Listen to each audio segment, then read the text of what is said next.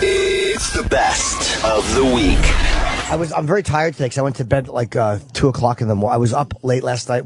I was on a bad schedule because we didn't get home till 5 in the morning. You guys like to drive late. Always. There's no traffic. 4 hours you made it home. But doesn't that ruin your Sunday when you get home? Like I asked Kenny, he said he got home at 5:30 in the morning. Doesn't that just ruin your Sunday now? Yeah, but I'll tell you what ruins my Sunday worse is being traffic. Like I literally woke up, went and got some breakfast by myself. But you could go from bed at 5 o'clock, wake up at noon, and you have your whole day. Right. Traffic I hate more than. So but I woke up late and whatever. So last night I'm watching this fucking JP the Bee Man. Just go find him on fucking YouTube. I'm obsessed with him. He's all I want to watch. He's a guy from Louisiana, and he loves bees. And he goes after JP the Bee Man. It's one word. And he smokes and dismantles honeybees nests, but he doesn't wear a mask and he doesn't wear gloves. How'd you find out about him? I don't know why. That's why I love. And why is his videos? They only have 11,000 views. Because he's like, handling bees without any equipment. But he does this. Like what he'll do is he'll pull them out of a wall. He'll rip a giant beehive out of a wall, and then he builds right there on the spot. He has these like almost like window frame pieces of wood, and he takes like these. He'll take a box cutter. He'll cut the honeycomb while there's bees on it. Yeah. Puts it into the little small window frame, rubber bands it in, so now that little piece of honeycomb is in a small window frame. And then you know how beekeeper boxes look? He'll make one there, which will get the whole hive of bees to go into the box. So he's basically just moving their home, and then he takes it somewhere where the bees hang out. Like he doesn't kill them. He probably, like, when the cameras are off, he's drowning bees left and right. He's had enough Yeah. You think he's had enough of bees at this point? He's got to be fucking fed up with it. I know he gets stung a lot because he said he gets stung a lot. But there was one where he's doing a swarm. Yeah. He's dealing with a swarm, and he's like, I hope they're friendly today, because I did one last year. It was kind of chilly, and they lit me up good. They lit me up good. After you get lit up once by a bunch of honeybees, wouldn't you wear something? Nothing. Just slip into the middle of it. You can just watch. He just smokes them. He uses that dumb smoke machine. But I'm like, why the fuck is he doing this? He doesn't even wear long sleeves? He wears shorts. Dude, he wears a fucking t-shirt, and he stands it with bees all over him. I'll show you one where there's a lot of bees flying around his head. You should at least wear a long sleeve. There's so many videos of Wait, who turned you on to this?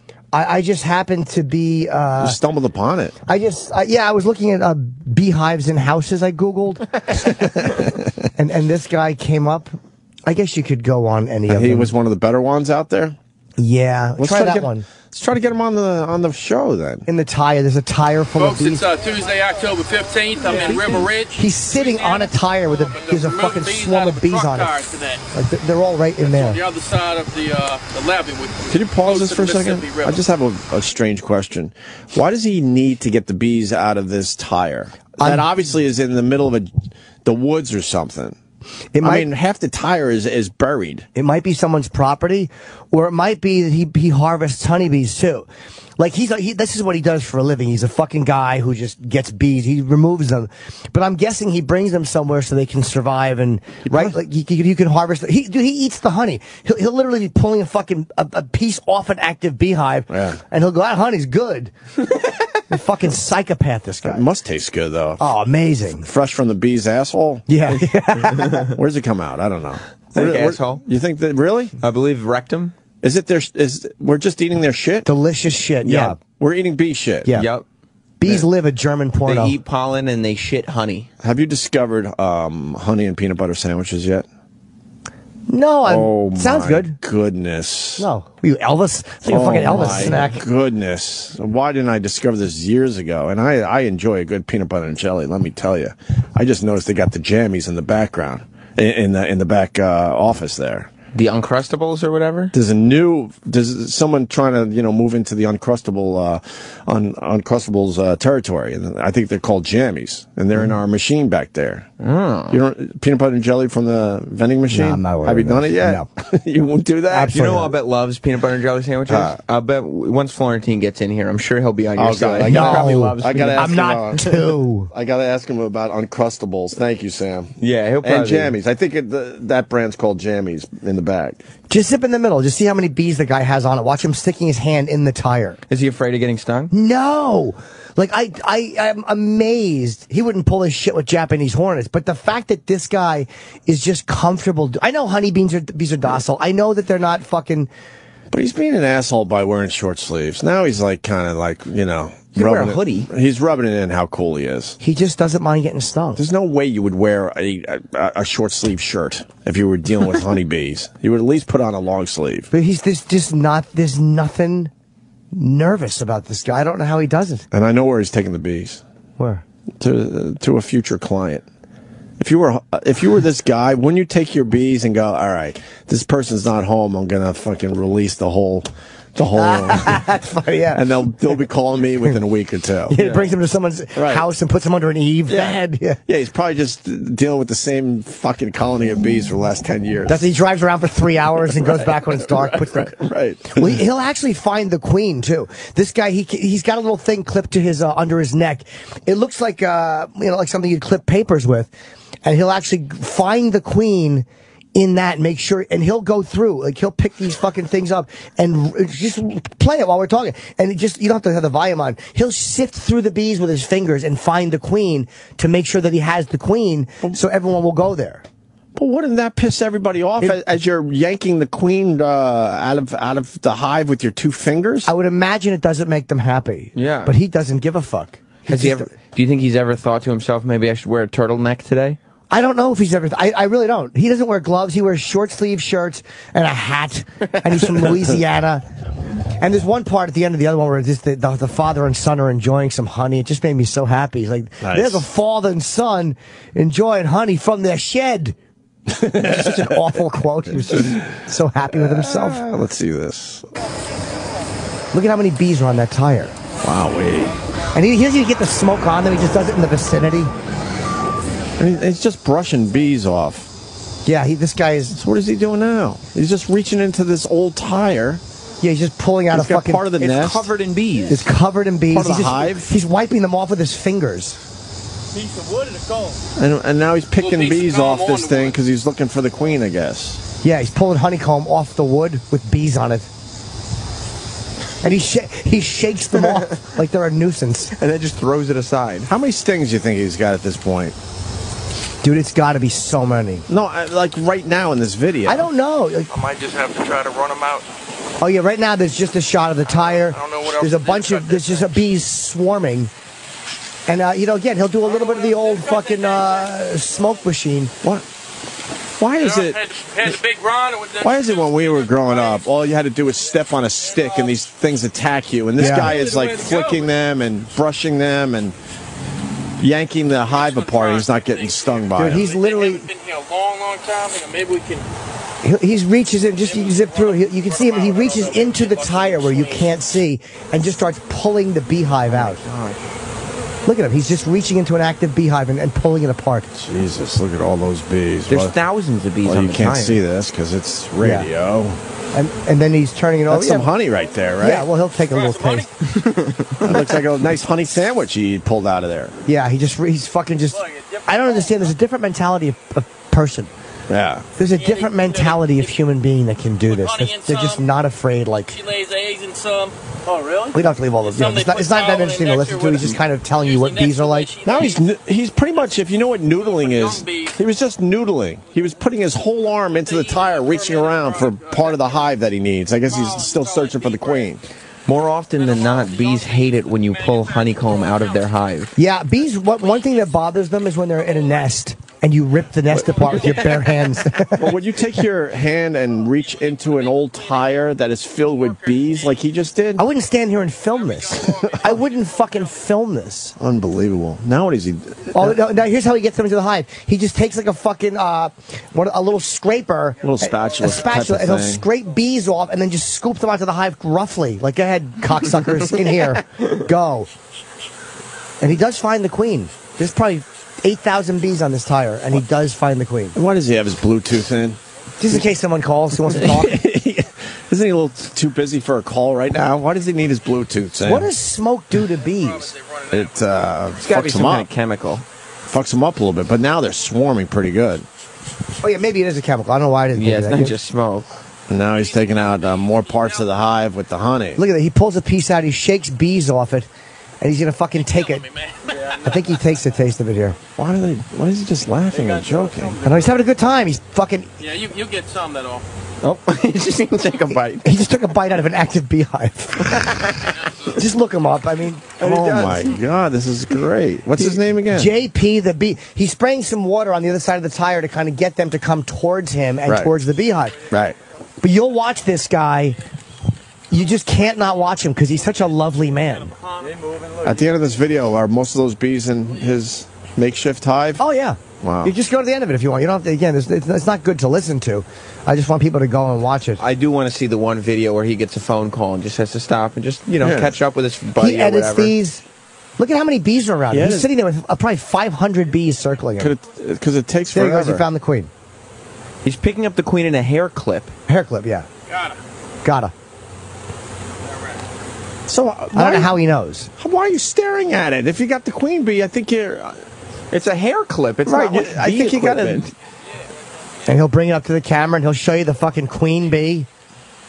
Do the other bees like it when you steal the queen bee? You know, they really are flying around. They're all climbing on the outside of the thing, trying to protect the queen. Which one is the queen? How do you know that? I don't know. She's got a mark on her or something, or she's too big to fly out of that thing, I guess. It's hair like a clip. specially made hair clip. Oh, yeah, look how much bigger that Oh, is. yeah, there you go. There's the queen. Yeah, there's a giant one inside. And Yeah, he but can considering there's tens of thousands of bees, how the fuck do you figure out which one is the queen bee? I don't know. It's just giant in comparison to bees. There's a mark on it or something. I think there's a mark on it. I think you'd be distracted by all the bees that want to sting you, though, as you're looking for it. JP the Bee Man. Just find him on YouTube later. You're not going to stop watching him. He fucking is a psychopath. I do love that he will. He'll take a break from trying to capture bees to just have a nice bite of honey. Yeah, while you're there, you might as well grab some lunch. Yeah. He should have a bee show. Dude, I'm thinking, why does this guy not have a reality show? He looks kind of like a Duck Dynasty type of guy. He's just picking things up, shaking it. angry bees you off can't it. just shake bees off stuff. Another one from JP the Bee Man. Having a pretty good day. I hope you all out or too. We'll see you on the next one.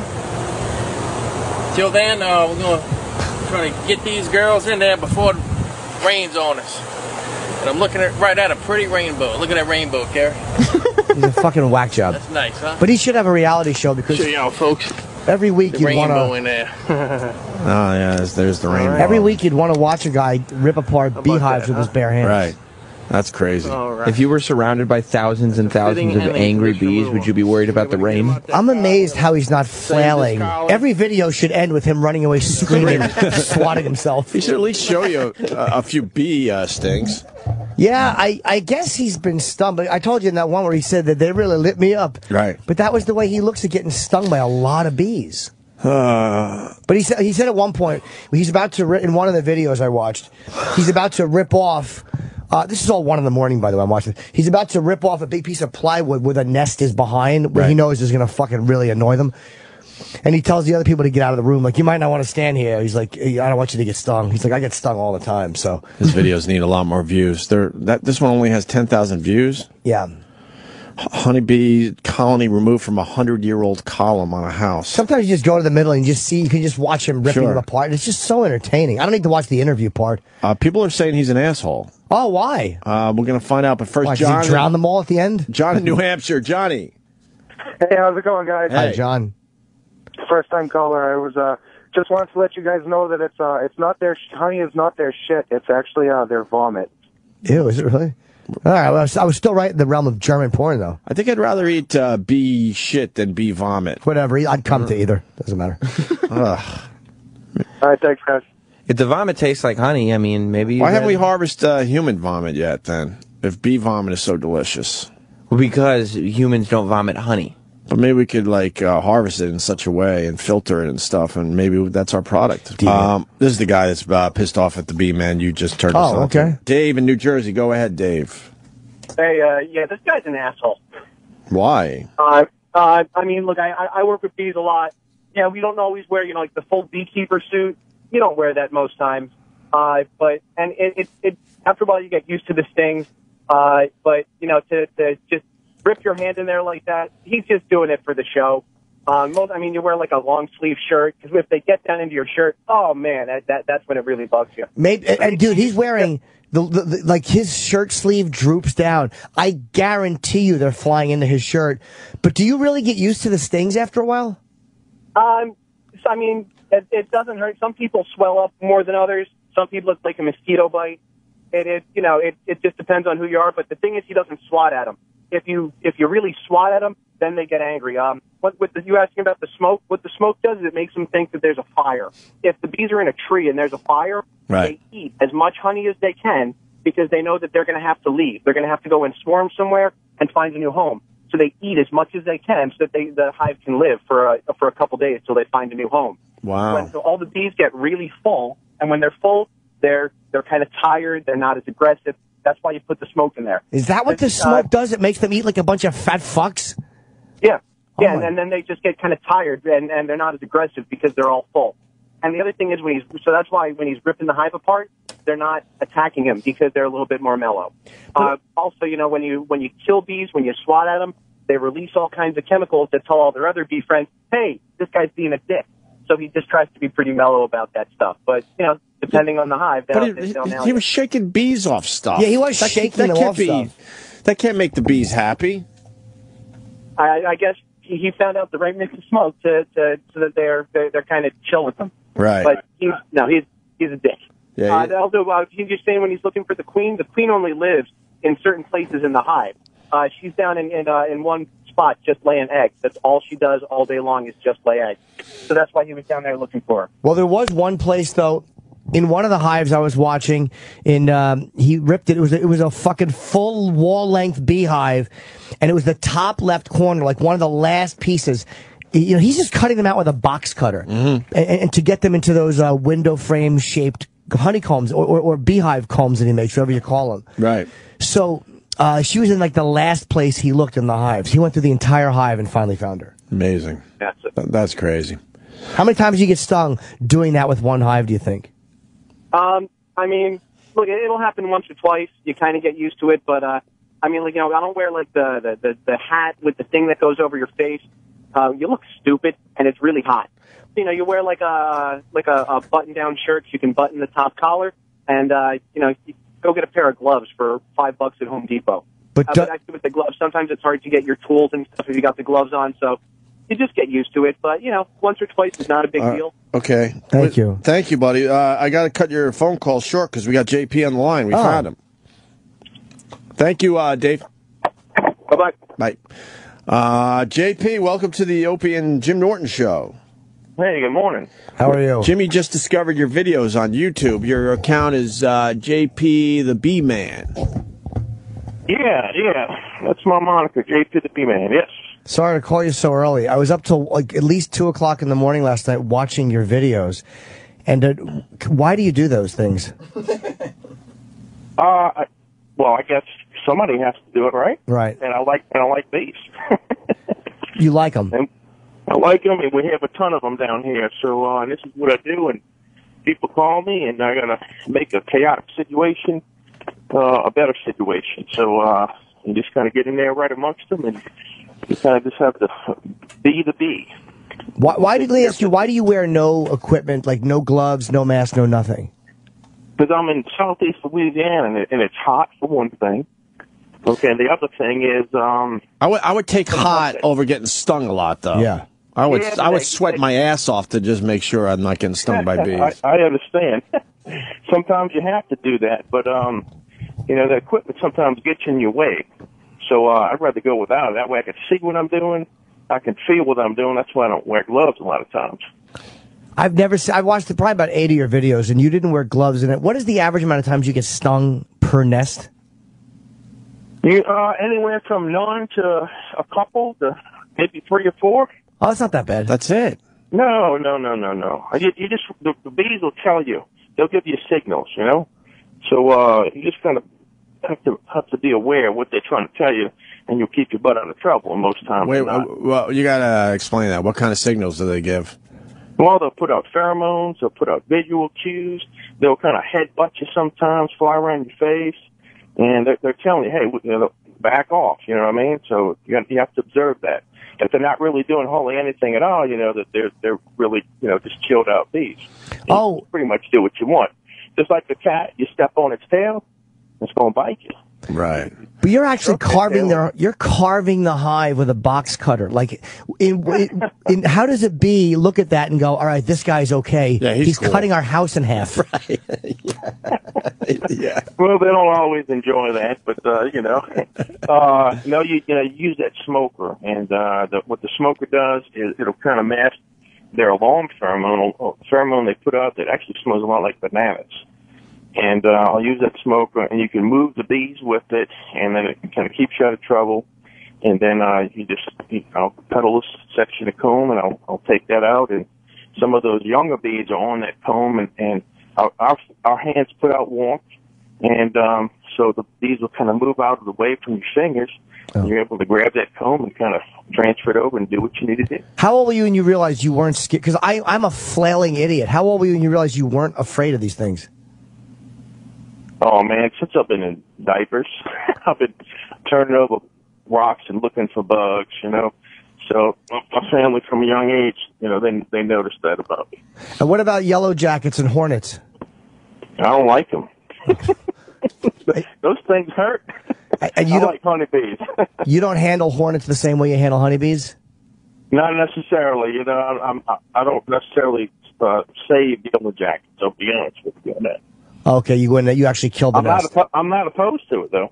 Yellow jackets are way nastier, obviously. Oh, they'll get you. Really? But I have bee vacuums and things like that, and if somebody wants me to relocate a yellow jacket nest live, I'll do it. Yeah, but will you actually go in there with no gloves on? I would suit up for yellow jackets. I would definitely suit up for yellow jackets. Oh, you would? They're not as nice as honeybees. What makes them? Why are they angrier? Well, for one thing, honeybees will lose their stinger when they sting you. Right. With a yellow jacket, they can just keep on stinging. So it's a defensive thing, and then they know what's going on. Whereas, and you'll get different opinions on this, but I happen to have a theory that quite possibly that maybe it's innate that honeybees maybe have a sense that if they lose that stinger, they're going to die. And I can't prove that, but maybe that's why they give out warnings. Now, Africanized bees are a whole different story. They're they're kamikazes. They'll give it up to protect the colony. So yellow jackets, wasps, things like that, they don't have that innate sense because they don't lose their stinger. They just keep on coming at you. So you need to be full protected or get out of there. So they can be pricks, whereas honeybees have to know that they're going to probably drop dead if they do it. That's true. Yeah, so they got to really think it over before they decide to go down that road. In one of the videos we were watching this morning, you were kind of doing that noodling thing. We've seen the noodling videos over the years, but in your case, you were sticking your whole arm without a long sleeve shirt on right into the tire, and you were feeling around. That's crazy to me. Yeah, it's crazy to you, but it's actually pretty typical, normal for me, though. But I mean, why wouldn't they sting you if they feel a human hand in their space like that? Well, again, I'm feeling with that hand, even though I can't see up in there. I could, and again, that's another perfect reason, if you can, to go without gloves. Because you lose that tactile sense. And so I'll put my hand in there and just kind of. And I could feel the bees kind of getting out of the way, and my hands are just on that comb piece, just kind of, pull it out. And you tussled their little heads a little bit. Say, I'm here. Oh yeah, I'm your friend. I'm here to do good. Yeah, you shake. It's fun to watch you shake a bunch of active bees. So if you start flailing, that will piss them off. Well, you possibly can. I mean, if you're in front of a hive and they're on edge to begin with, and your hands are going all over the place, and you got quick, fast movements. Yeah, that can happen. They can kind of jump on you, so that's kind of why I kind of go low and slow. It's kind of the way to go around bees. Right. All right. How can people find your videos?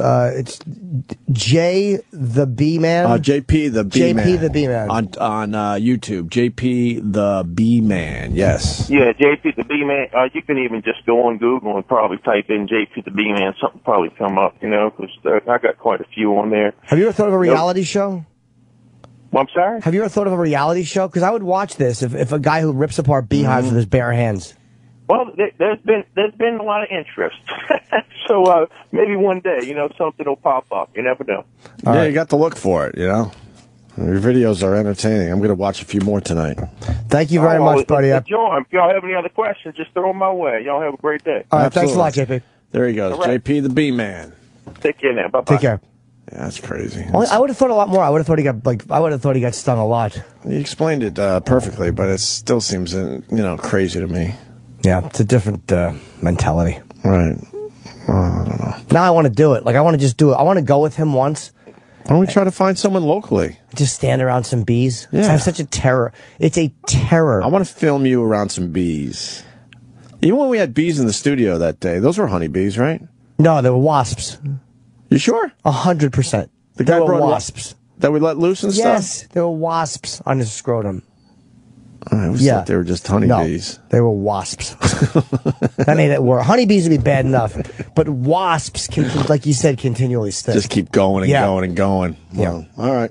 We're gonna find a place where we could film Jimmy around some bees. I don't think I would do it because you gotta I'd be too scared. You gotta just do it like with your Black Sabbath T-shirt on. Nah, I don't think I could do it. I physically don't think I could do it. What if someone like JP was around saying, "Look, trust me on this," and he says, "Look, at the most you might get stung twice." Would you do it? Yeah, I mean, I don't think I'm allergic to them. I've been stung in my life. I would do that. I mean, I would be scared shitless. I'm not going to act like I wouldn't be. But if the guy goes, I could pretty much guarantee you're going to get stung less than 5 times. I would do that. I don't know. My fear is that all of a sudden it's just an all-out attack. That they all focus on you and go, right. oh, that's the guy, and fucking buzz you. I would be scared through the whole process, but if I knew that this guy's like, nah, man, you'll get stung a couple times, 2-3 times, I could pretty much guarantee that. I think I would do it. I would fucking use that Raid Hornet spray, and I would make all the honey inedible, and I would kill everything in sight.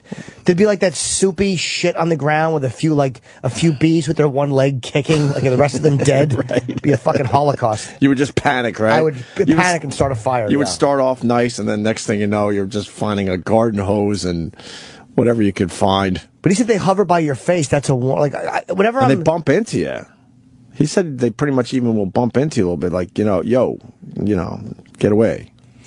You don't want to do this. No. But at least he has the common sense to fucking suit up for a yellow jacket. Right. I don't know how interesting it is to talk about bees for an hour, but I'm fascinated with them. No, I thought it was all right. It's the best of the week.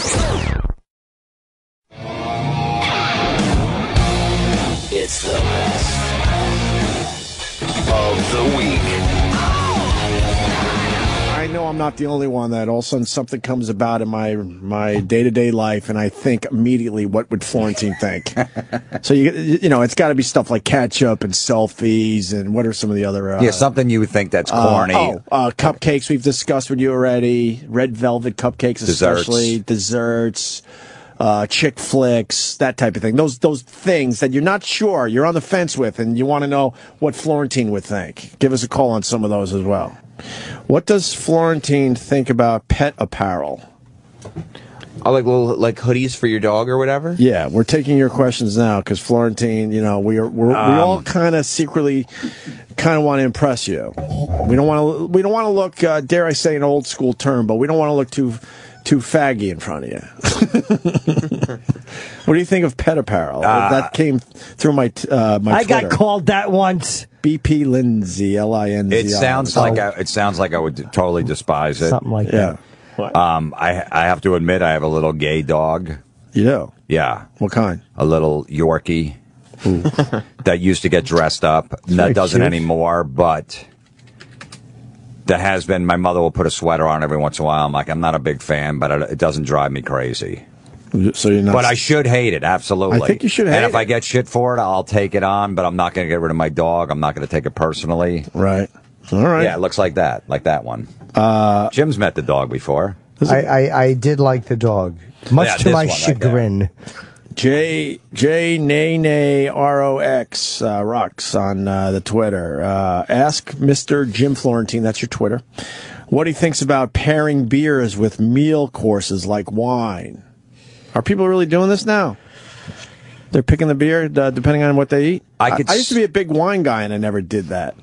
I could see with wine if it goes like I don't know, dry reds go with steak and stuff like that. I don't totally understand it, but I'll take an expert's opinion on it. My wife's good with that, and a couple of my friends with wine. All right, whatever wine works with this. But I would rather drink a nice Cabernet with a seafood dinner because I like Cabernet or used to a lot than go, oh, I can't have the Cabernet because it's seafood. I got to go with a white wine. That's stupid of me. Yeah, it is, but I don't know. I never heard the thing with the beers. I mean, Travis was nodding. People are really pairing beers now? Well, I've seen, there's no headphones over here? No. Okay. I've seen, like, breweries, like, on their menu have, like, a suggested beer next to, like, all their food. Like a beer that a complimentary flavor. Exactly, Jim. Exactly. Jimmy. Like a flavor that may be highlighted with something that's being served in the dish. The dish? Why are you doing that? I don't know. It just sounds it's like kind of fun to say, though. Ludicrous short dish. We got a factory worker. Is this going to change your opinion, Sam? Because this has everything to do with you and not as much with E-Rock. Norma Ray, you're on the phone. Let's listen to a factory worker. Go ahead, Rich. Yeah. I used to work at a factory like the size of Wonder Bread, 1,500 pounds. Small factory. 1,500 pounds of what? Oh. No, making bread. Okay. So when we used to make the Pathmark private labels and stuff, they used to cut down from 95 pounds of sugar down to 15 pounds of sugar and put a break in the line, and then when that got there, he changed the bag. So some of the ingredients are cut back. You know? So they would cut back on the stuff to make... So you're helping Sam, you son of a bitch. That's exactly what I said. So they stopped the thing, and then they changed the label and the recipe, so it's cheaper. Yeah. Not in all cases. Well, and that's... Okay, well, it sounds like in most cases. How about the drugs, I said, where the ingredients are exactly the same? Drugs are different. They have FDA approval they have to meet, right? Yeah, I don't know anything about drugs. You're just changing labels there. You do? Jeez. I mean, come on. I grew up on Pathmark ketchup. I always wanted Heinz, you know? I mean, that's different. Was watered down. Yes. Yes, of course it's different. It's store brand. That's why it's cheaper. Yep. Well, you know, all right, Rich. Thanks a lot. I really appreciate it. You're disagree. Kim from Tampa on Twitter. Let's see, Mr. Jim Florentine. Is it okay to cry over a football game? No. No. No exceptions. No. Super Bowl? No. Favorite player breaking his neck? You can, yeah. Of course. All right, so you're wrong. Well, I mean, talking about a win or a loss, even in the Super Bowl, you lose at the last second. You probably should. If your little kid's crying and you're like, all right, I feel bad for him, so I cried, but you really shouldn't. It's like you didn't call the plays. So you didn't draw up the game plan. You didn't throw that big interception. You didn't miss that tackle. It had nothing to do with you. You're just a guy watching at home. You didn't affect the outcome. If you affected the outcome, the quarterback that throws a big interception to lose the game, if he wants to cry, he can cry. It's all on him. So what about when people use the we pronoun? Us. Hey, we're facing the Jets this week. Oh, these French people? Oh. You have nothing to do with it. You're not in that locker room. I didn't see you. I see you in the friggin' stands. I don't see you in the locker room. You weren't there practicing. I got a good one. It's not we're team. You don't own a part of it. If you own 1% of the team, you could say we're playing the Patriots this week. So you're not a fan. What are you, a Dolphins fan, right? Yeah. So when they beat the Patriots, if someone came up to you and said, congratulated you on the Dolphins win, are you okay with that? Yeah, if they say, hey, man, congratulations on the win. But, we won. Another Dolphin goes, we won. I go, what do you mean? We won what? Who? Not me. I wasn't there. I was in New Jersey. They just played in Florida. They don't do it at all times. I didn't get put in the game halfway through. You don't hear any Ravens fans going, yeah, we punched our wife in the face. Let's see. We need to win this one this week. Let's see. There's a lot of them coming in. I'm trying to. Let me say hi to Rodney in Texas. Rodney, you're okay. We missed the great Uncle Paul line during the pet apparel. Yeah, I said, yeah, they call me that sometimes. He only made a mistake. Pet apparel. He misheard it. Go ahead, Rodney. Hey, you're okay. Welcome to the show. Yeah. Huh? Miss Florentine, I have a large board in my living room, and we throw like throwing knives at it. I just wondered if you thought that was a large boar, and you have Mike Francesa in your living room. Yeah, no, large like piece of plywood. Oh, and you throw knives at it? Yeah. In your living room? Why are you doing that? Well, something to do. TV gets boring. Something to do. Yeah, got no problem with it. Yeah, you throwing knives. Okay. Exactly. Yeah. Right. Put it in front of your crib. Show some balls. All right, thank you. Let's go to Thank you. Geneseo.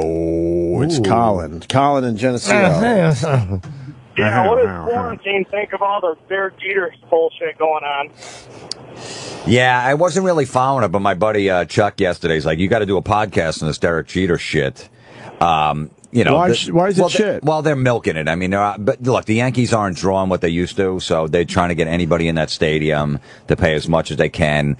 And, you know, Jeter's always been a guy that was always doing advertisement and stuff like that. So he's making money, a little money before he sails into the sunset. So he's also one of the last entire team, career with one team guys.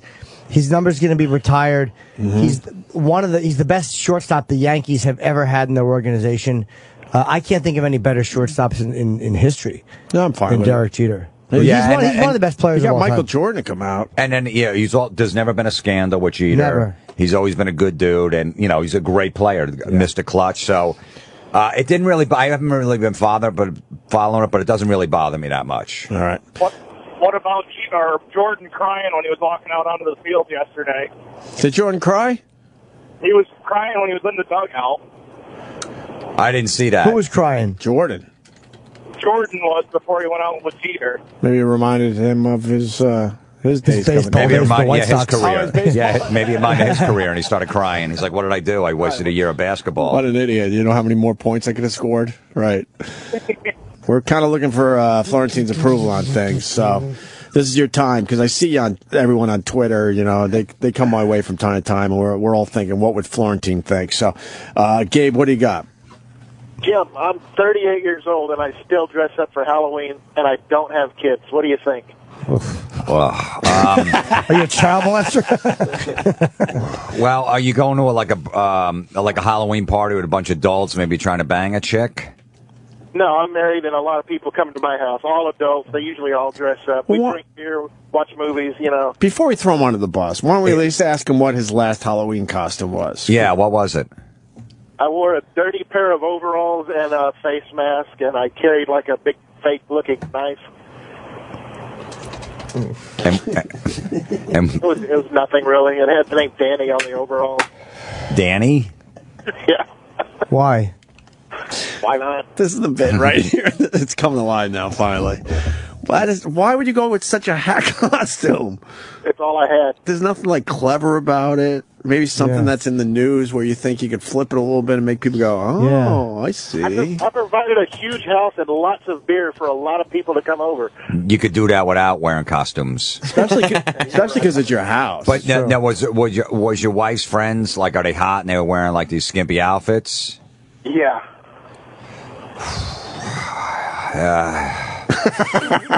Love that. I'm against. But look, I'll give the guy credit. Maybe look, the wife's friends never wear hot outfits. Right. They're housefrows, but that's one time a year they can dress really sexy, and he wants to see what they look like. But would you do it?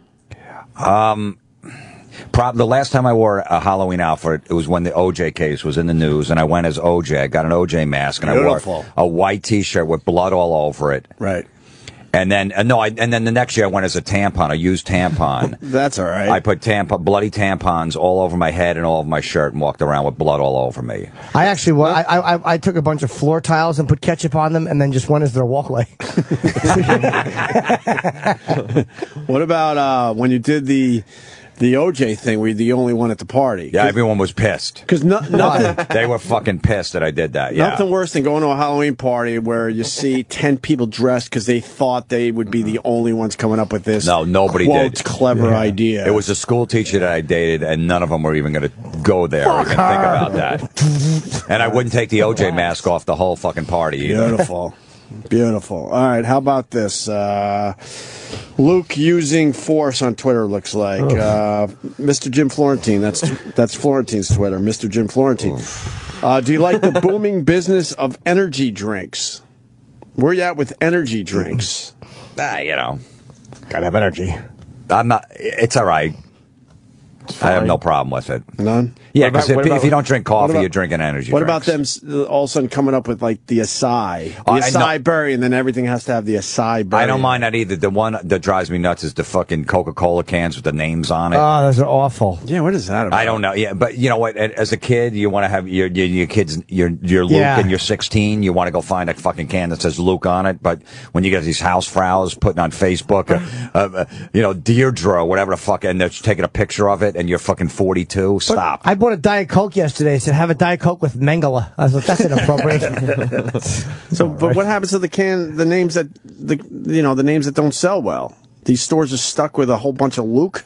Yeah. Borts. How does that work? I don't know how it works. But I know do you know how this works? People are looking for cans with their name on it so they can drink from. That's right. Sounds like every prison relationship. Huh? It's some dumb promotional thing. Means nothing. What are you getting so upset about it for? It's working. Yeah, I couldn't find my name. Because I agree, it's just stupid. I've seen people just digging through, like at the supermarket or Walmart. They're just digging through the little fridges they have there, trying to find their name for their kids, or just themselves. Yeah, that's what. And you know, a man who likes little pizza-covered fishies thinks that's childish. That's very childish. Yes. Let's go to a regular. That's juvenile, he says in a Doctor Who hat. If you were going to get Coke at the store, would you go look for a can that My said name? Greg on it? Fuck no. Right? No. Would you search through them? Oh God, no. I would. That sounds really dumb. Just want one that's cold. Cigars and scotch. He's been listening to the show for a long time, and I appreciate that, sir. What do you got for Florentine? Thanks, man. I just want to know where Jim stands on roller coasters for adults. Roller coasters. This is a good one. Could go either way with Florentine. I don't mind. I don't know. They're fun, dude. It's okay. I wouldn't. I have no problem with them. They're fun.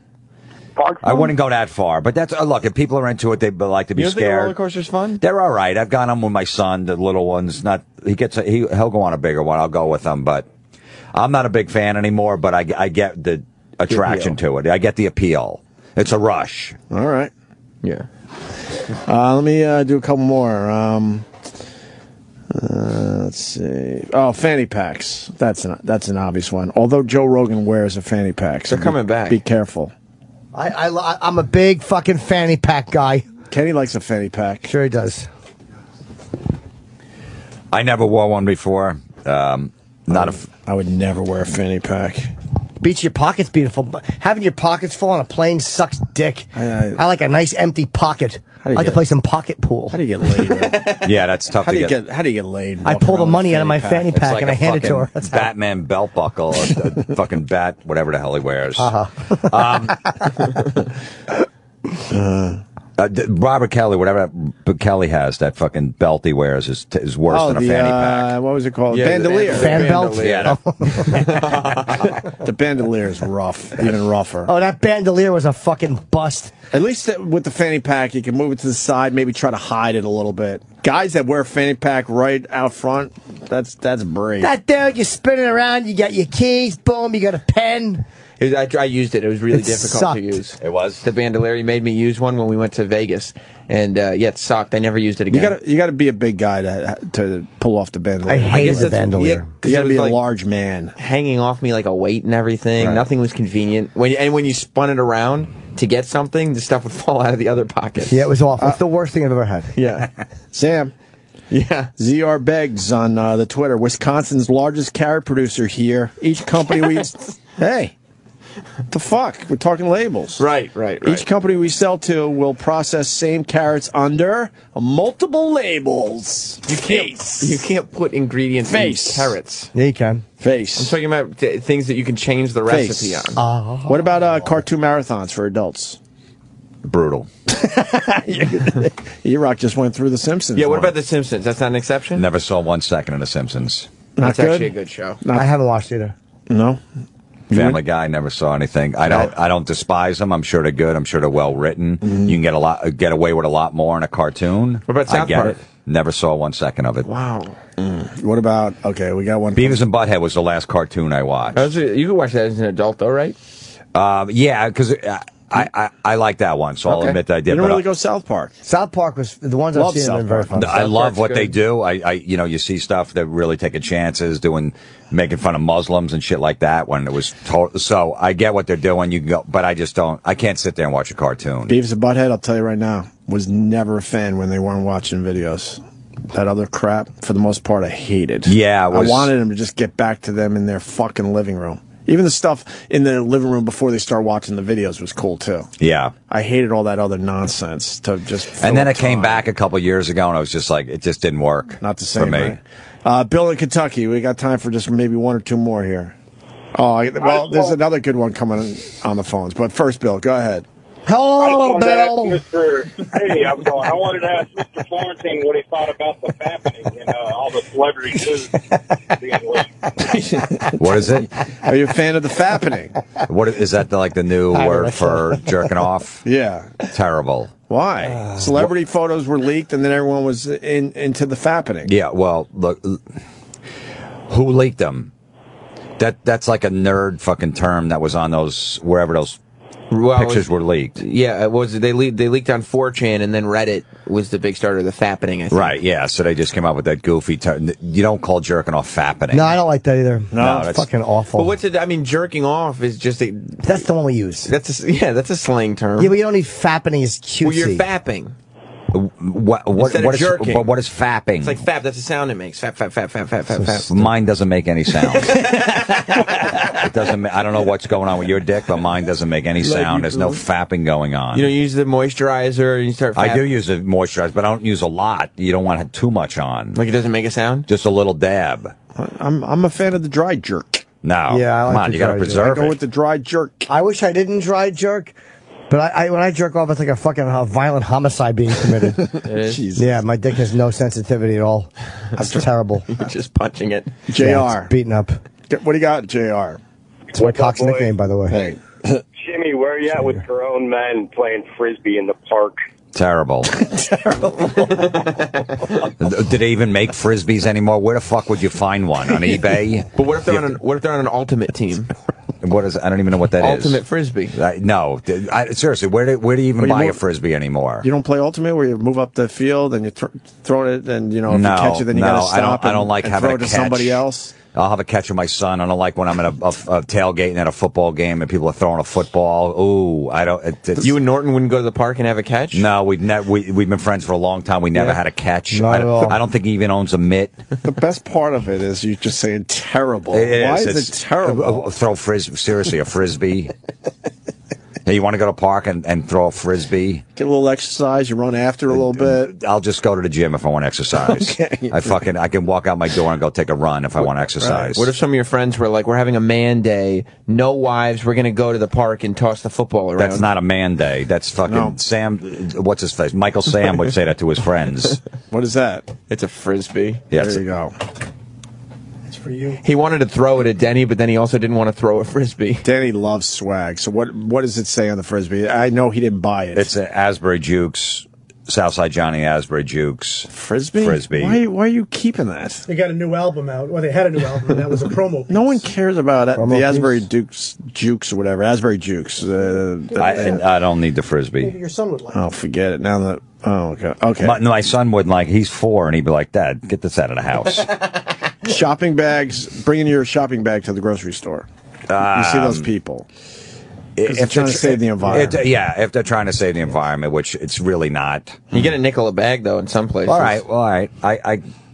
I'll buy it. If you're only You're not carrying really around, saving the environment if you bring in a bag but if you want to believe that, that's good. if you're lugging it around because you want to blow somebody in the Port Authority restroom and you need them to stand in it, it's acceptable. Or if the cashier's ugly, you want to put her over her head. All right. It's the best of the week. It's the best of the week. You just came back from the Budweiser thing. Yeah. Whatever US. No, what was it called? It was called Bud Light, Whatever USA. Whatever USA. You were there? Dude, I was there. It was fucking pandemonium. Can you explain it to Jimmy? Okay. All right. Basically, the Budweiser, I know this much. They took over a town in Colorado, right? Mm-hmm. Was it Bud Light or Surprised Bud? Coors didn't do it. All Bud Light. No kidding. That's why you said Coors. While you were out there, you get punched in the throat. Like they were like do not talk about any other beer but Bud Light. So but why would they go into Coors country? Did anyone explain that to you? Dick move. They were trying to be dicks, right? Yeah, that was a dick move. Love Budweiser, but I think they were trying to be dicks. Yeah, so it was basically what happened was Bud Light sent out an email 6 months ago and had this whole contest, said 1,000 lucky fans are going to get a chance to win, are going to get a chance to come to whatever USA, and nobody knew where it was. So literally Friday morning, you got an email and you were like, congrats, you got to whatever USA, pack your shit up, your flight leaves at 4 p.m.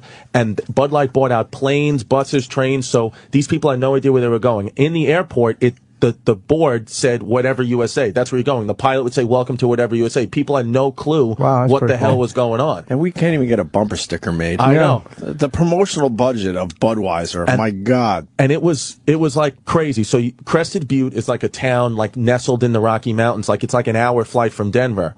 So it's the most quiet, like pristine, beautiful town. And like you go down the mountain and then these Bud Light whatever USA gates open, and it's fucking chaos. People naked, Questlove. What do you mean naked? DJing. No, some people just could do whatever they want. There was no rules. But Vanilla Ice was driving down the street in an ice cream truck, handing out vanilla ice cream to people. And we were just like, what the fuck is this? You were smoking weed, drinking everything Bud Light, water, pizza, all free. All free the whole week. I was down there doing a stand-up show, and the people who booked the stand-up show was like, you know what? Just forget the stand-up show. Everybody was just like, let's just go smoke, drink, and fucking Lil Jon was there, like yelling like, I love white people, and we were like, woo! Like, it was crazy. I got to slow you down. Anybody else from 1994? Vanilla Ice and Little John. Dude, it was a hot show. I got to slow you down a little bit because, all right, so they hire you to go there to do stand-up, and they realize it's such a crazy party. They're like, fuck this stand. Who cares? You'll still get paid. Just go have fun. I did one show. The first stand-up show I was supposed to do, I did it. It was, the people are trying to listen to me, but it's chaos outside. Girls are flashing me inside. They're just pulling their titties out because you can do whatever you want. It's whatever USA. Nobody gives a fuck. So then they were supposed to do the next show, and the people were like, you know what? Forget the next show. Let's just have a talk. Let's hang out.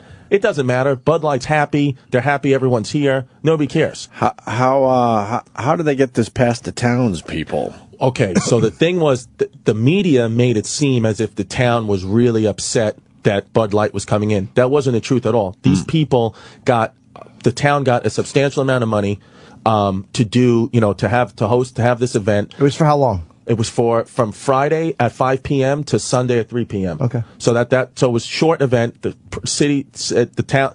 This is how small the town was. The mayor of the town was driving me and the other performers around in his minivan, taking us to the different locations. Like, it's just a small a ho-dunk town. Right. So they got the mayor said 4 times as much money as they make a year in a weekend. Right. And they had a great time. I mean, they had like this massive King Kong statue that somebody like carved a butt into and gave balls to. That's just in the middle of their city now. They're just going to have forever. Like these artifacts. Like, this town is like such a sleepy little town in the middle, and it's a ski town. So in the summer, they literally have nothing going on. So this town, it was amazing. I saw when I saw the piece on TV, they were painting the roads blue. Right. What else did they do? They painted the roads blue. They got rid of every other beer, obviously. So wherever you went, all it was Budweiser. It was out. It was out wherever you did. It was out.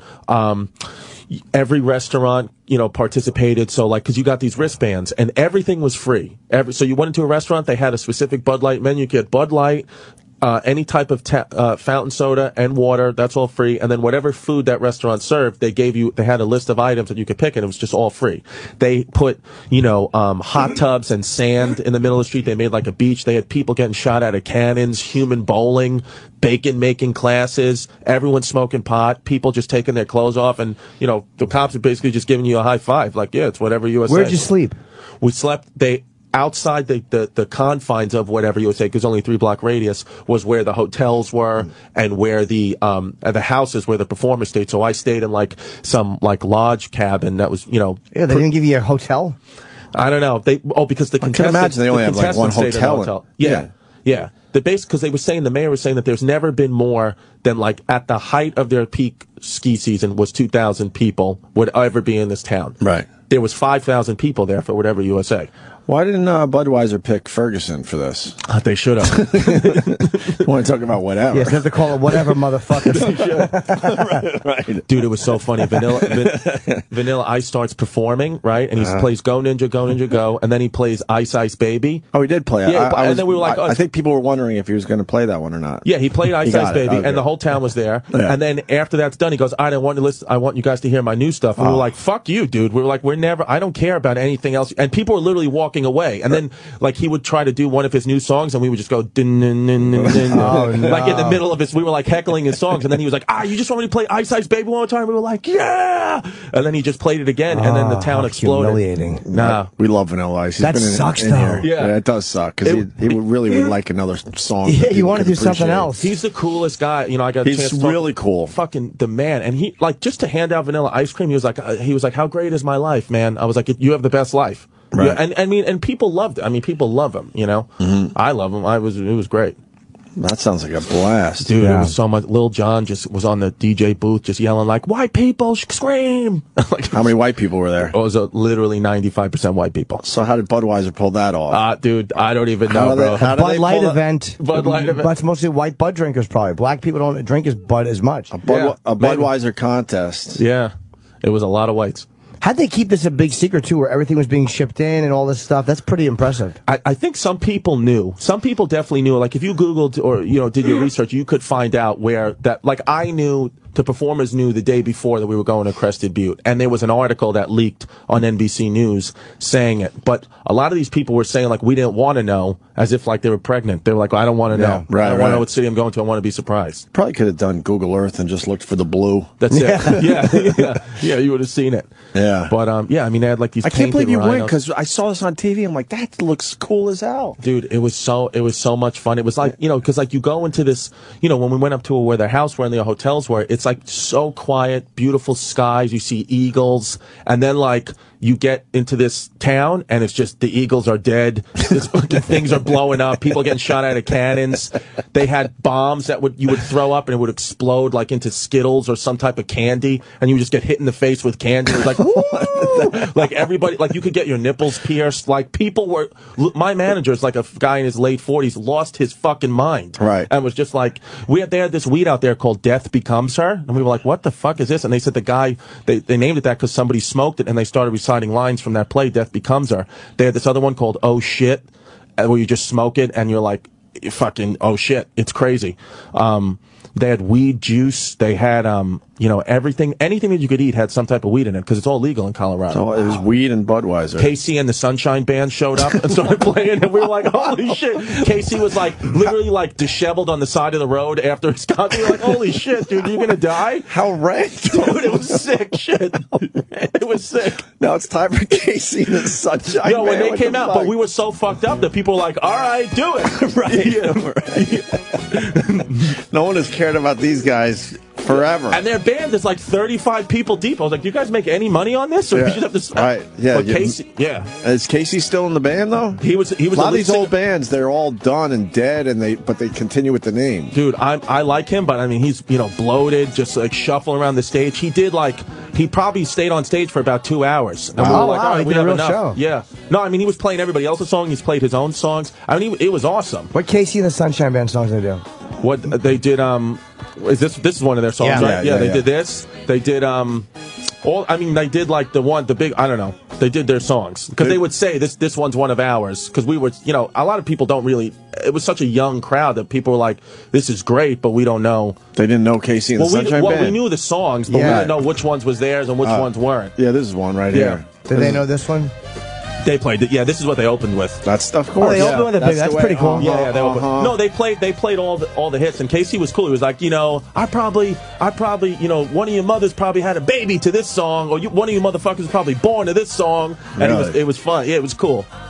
What a fucking weird weekend. But it was cool. Yeah, and it was like Willy Wonka or It's something. exactly what it was. It wasn't even real because these performers, we would all perform, and then you're just in the street with them. Like, I'm a comedian, and I was obviously the least famous out of all these guys, but so people whatever, it was cool. But these big time KC, Lil Jon, Questlove, they're just in the town because there's nowhere to go, and people are just getting wrecked. You could get wrecked with KC. How long was your set?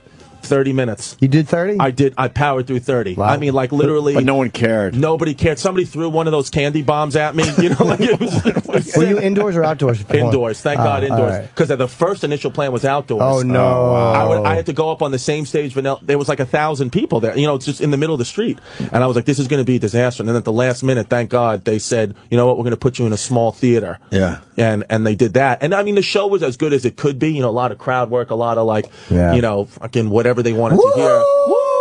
I just had to kind of survive in advance and do what they want. I couldn't do material. No. They weren't going to listen. Obviously a tough spot, but you had a blast doing it. Oh, dude, I had a blast. And then the next day I went on this panel with that kid. You guys see those commercials last year for the Super Bowl for the when that kid, his name is Ian, and he's playing table tennis with Arnold Schwarzenegger. Yeah. It's like the biggest. I was on a panel with him, and then that Prancer-sized lady. You ever seen the Prancer-sized? I love her camel toe. You and her pussy were on a fucking panel together. A giant vag. Dude, her vag is ridiculous. You can see it, right?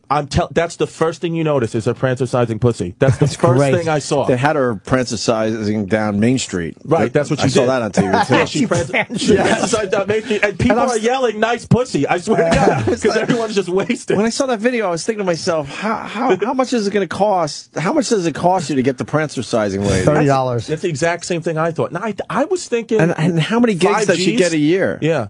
She's pretty, I bet you it's more than 5 Gs. Maybe. She was saying how her life's changed and all that, blah, blah, blah, blah. But she's 64 years old. We had her on. Exercising sucks. Oh, yeah, we did, didn't we? We had her on. Yeah, she was a nice lady. She's a nice older lady. She's from Florida. But I thought, how are you going to, I thought it was cool. I don't know where I'm going. But how do you make that call to the prancer-sized lady? She's in her 60s. Hey, we're going to take you somewhere you don't know. Yeah. And it's a big party and we need you to prancer-size down Main Street. And then all of a sudden they go, all right, it's time to prancer-size. That seems real awkward. And then she does it. But people must have lost their minds if they're in a party atmosphere and you see the prancer-sizing lady.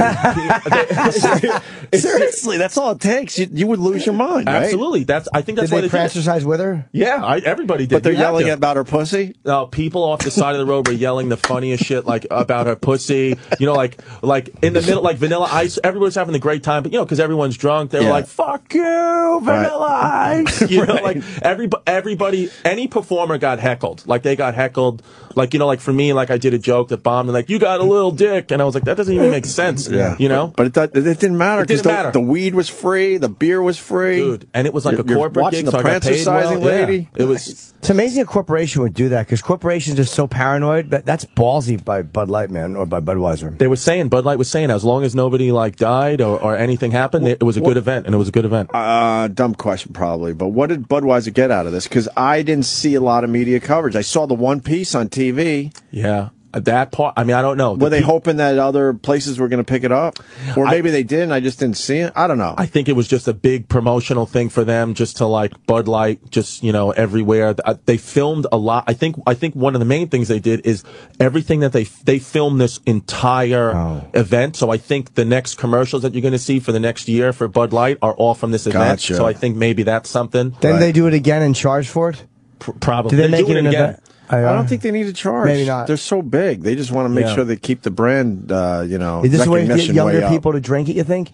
The younger people drink Bud Light? Maybe the young people don't drink Bud Light. Oh yeah, that's probably what it was. Because the contest, you had to be between the ages of 21 and 27. You couldn't be any older. 21 to 27. Shit. To win that contest, yeah. You were in a town with just nothing but 21 to 27-year-olds? Dude, the girls were... white? It was sick. Yeah, it was sick. It was, did you, you know what? Did you, I did fuck the prancer-sizer lady? I wanted, I wanted to fucking get lost in her camel toe. But, what do you get? A little finger popping? Honestly, you know what, man? I didn't do anything. I don't know. Kind of like this girl. So I didn't do anything. But I guess I could have, should have. I don't know. It was fun. I had fun. That's cool. I saw my manager's dick by accident. That's it. Why? We were saying in the same room. Sometimes you just get... What's he packing? Good. He's packing the heat. I'm happy that he's representing me. Good amount? Yeah. That means he'll make good deals for you because he's not he's not too angry. And he's confident too. Very confident. He's not a big angry. cock confidence. Right. When he walks into a fucking boardroom. Good for him. He's not going to point at his dick and yell at it for being too small. Nah, dude. I bet you they do it again next year and figure 100%. out. Yeah, it becomes an annual event and just becomes bigger and bigger until, of course, someone dies. And Something will happen, right? And then they have Fucks to it shut up. down the whole fucking thing. One lawsuit, you probably have to sign your life away, but Yeah, well, I mean, kids were getting arrested. I know a bunch of kids got arrested because. Why? I mean, they were because okay. So the thing was, there was a 3-block radius. That's whatever USA. It's pandemonium, fun zone. Do whatever the fuck you want in here. The second you cross those barriers, like the entire Colorado State Police Department is waiting for somebody to do something stupid, and then they're going to. Bud Light had buses taking you back to your hotel, so you didn't have to drive. Nobody had their cars anyway; they were flown in from somewhere else. But the towns, it was really the townspeople that were getting in the most trouble because they would get fucking loaded up, and then they live in that town, so they have cars, they have their houses right there, and the cops were just, I mean, literally scooping them up. They were shooting with rubber bullets, like they fucking could. The cops couldn't wait; they were in riot gear. They were waiting for people to come out. boring ass town. They finally had something to do. These cops are charged They've been jealous of the Ferguson cops for years. God, yeah. Like it's our turn now, finally. Dude, they were beating the shit out of people. It was great. What was on the other side of the border? Like this amazing like fun zone, and then what was right immediately at the end? Dead Just silence. someone's house? Just someone's house with a fucking pickup truck, a yoga studio, organic egg farms. They had nothing. Oh, wow. They had eagles. They had, hiking. That's it. Wow. But people were going hiking, like, because the party didn't stop. It was just 24 hours. And I Saturday morning, I walked with a couple of friends, just walk through these mountains, just, chill out, whatever. And then when you just see people from the town, like Bud Light, with the wristbands, just fucking drunk hiking, like going into paths that say, do not cross this bear attacks. And people are like, whatever. And you're fucking stumbling in. I was like, you're going to die. Would you go to that town now, like, without this event? I would, actually. I've never seen a town. I mean, look, I don't get out of the city much, and I'm like a city kid, and nature scares the shit out of me. But to be in a town as beautiful as that, I felt like I was in The Sound of Music. That's what it looked like. It just looked like Austria. I'll bet you that's good for tourism for them, because all those 1,000 people will say what an amazing time they had. I'll bet you it boosts probably people come coming back. Yeah. Well, probably come back to the area, whatever. A number of people who I spoke to said that they were there for that, and they had booked a week like they're still there. They paid their own money to stay in the hotel just to take part, just to be in the town because it was so beautiful. Like they made that decision once they got there, so it is helping already. What a great promotion! Yeah, I didn't know you were there. That's so cool. It was cool, man. It was one of those cool. Just thinking about it the other night, like how cool is this? Scott in Pennsylvania. Hey guys, how are you? Good.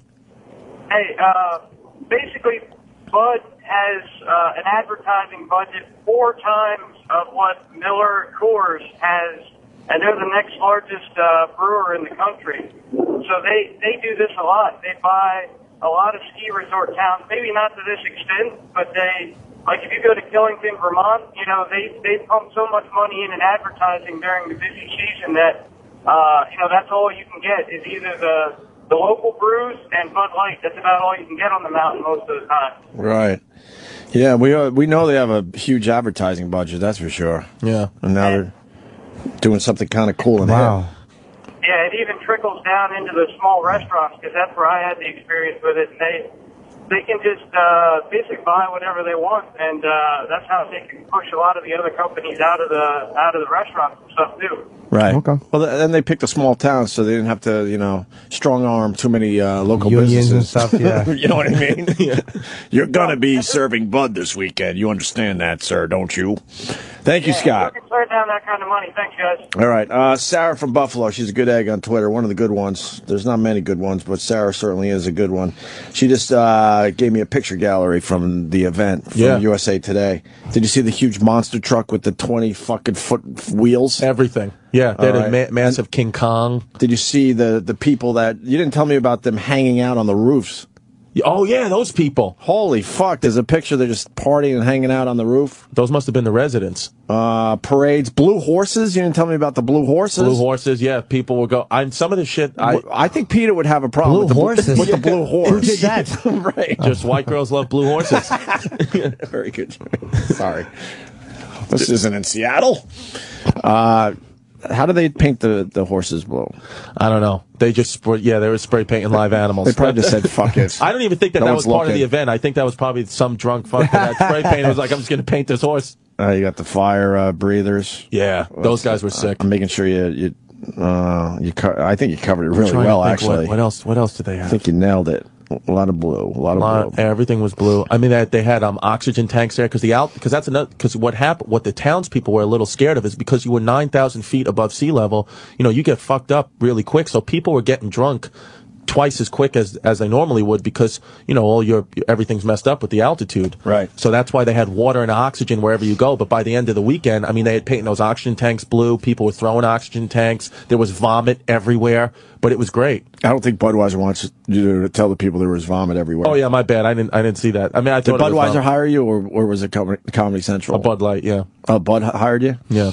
Well, you got to expect that people might be puking a little bit. No, but it was clean. Whatever it was clean. USA. Honestly, it was clean. It was like the people it was the greatest event. It was awesome. I would suggest if they do it again, go. Were they cleaning up the town as they kind of went? They were. They had people. Because I think they had to clean up the town. From what I heard, Bud Light had an agreement like we'll clean up your town, of course, and we'll leave it in better condition than we found it. And so they're there all week working, and like Bud Light is still there, and they're going to make the town sick, which I believe. I mean, the people who run Bud Light are like they're like my age, but they're the most responsible people I've ever met. I'm like, how are you, dude? We're the same age. How do you have your shit together? Right. Yeah. Oh, they were that's great. What a great advertising idea. Yeah. I want to go to St. Louis now just to go to their breweries. Like they were telling me how cool St. Louis is, where all the Budweiser stuff, that's where all their headquarters are. And it's cool to have friends at Bud Light because they were like, look, man, anytime you come to St. Louis, we'll take you around. We'll give you the keys to the city because they pretty much own that city. We used to be very in with Budweiser when we were on regular radio, me and Anthony. Mm-hmm. I mean, we had meetings with some, I'll say it, some of the big wigs. Yeah.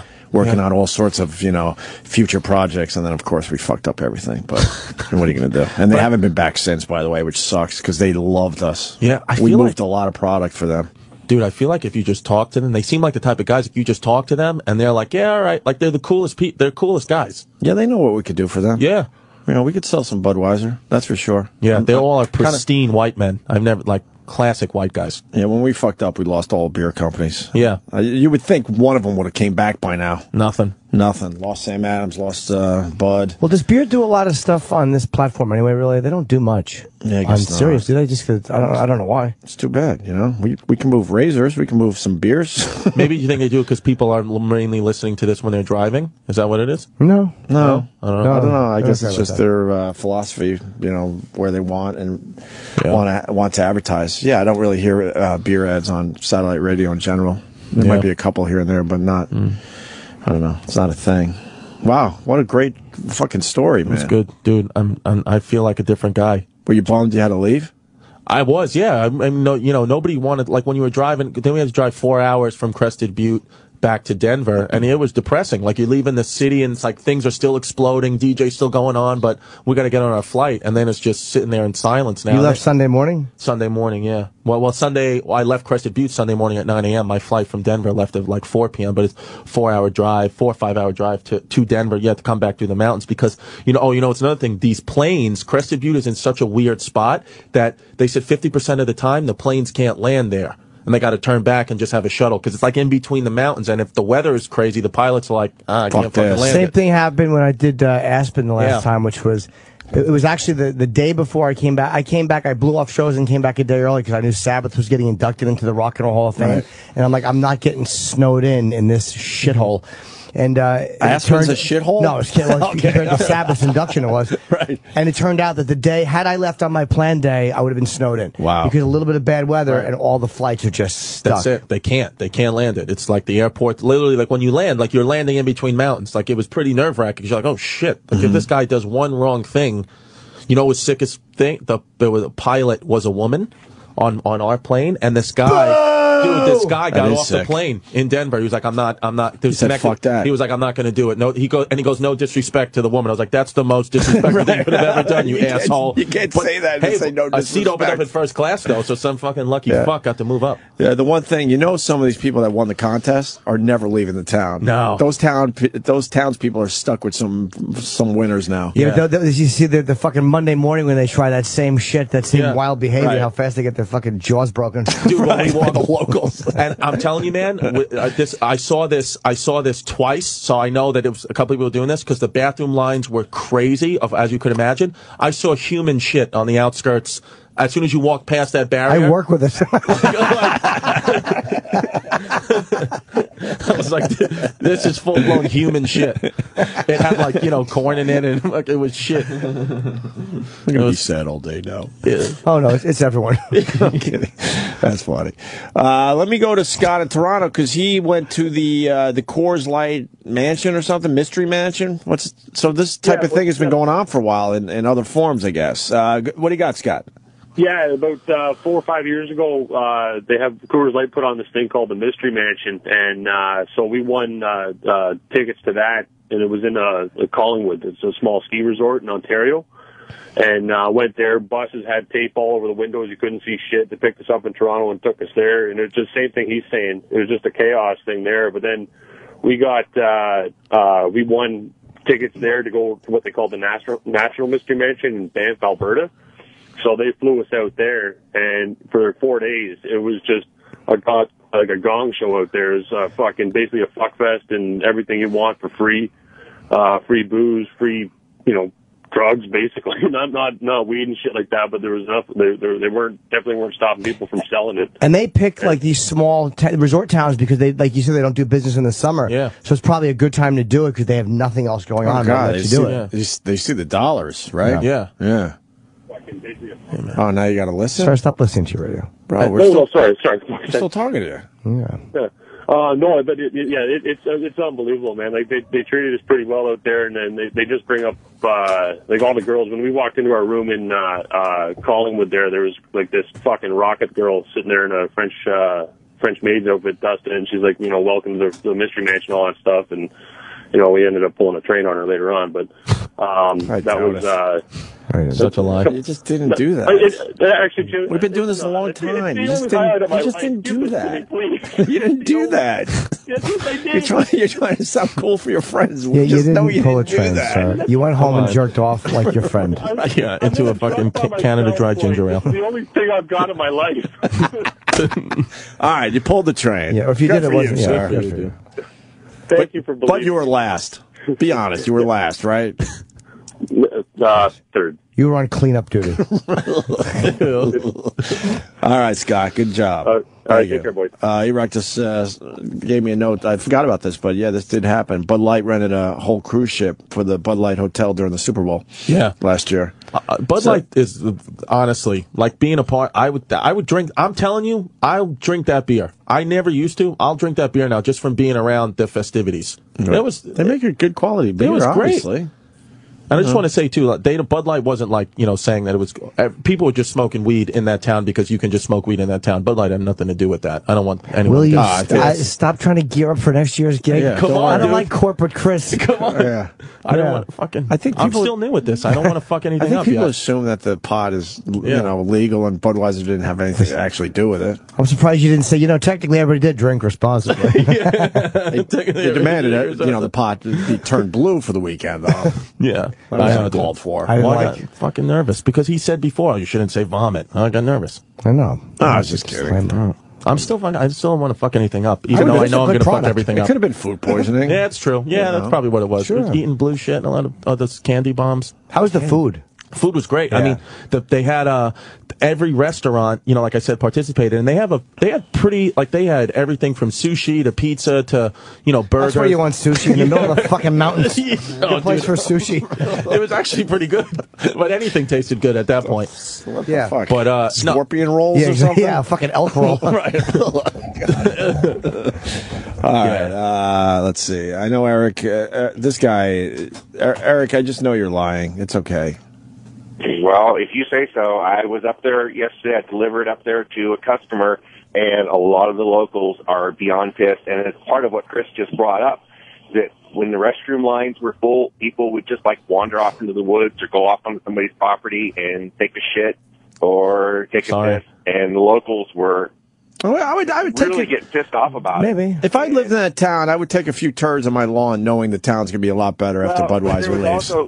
There was also people who were camping where they weren't supposed to be, and locals were telling them, hey, you can't be here, and they weren't listening to them. Oh, no. Nerds. There was quite a few, and you're saying about the shuttle buses and that were, taking people to their hotels. There's a little town about 30 miles due south of Crested Butte where a lot of people were staying, and I guess some of the cops down there had some real issues with drunken partiers.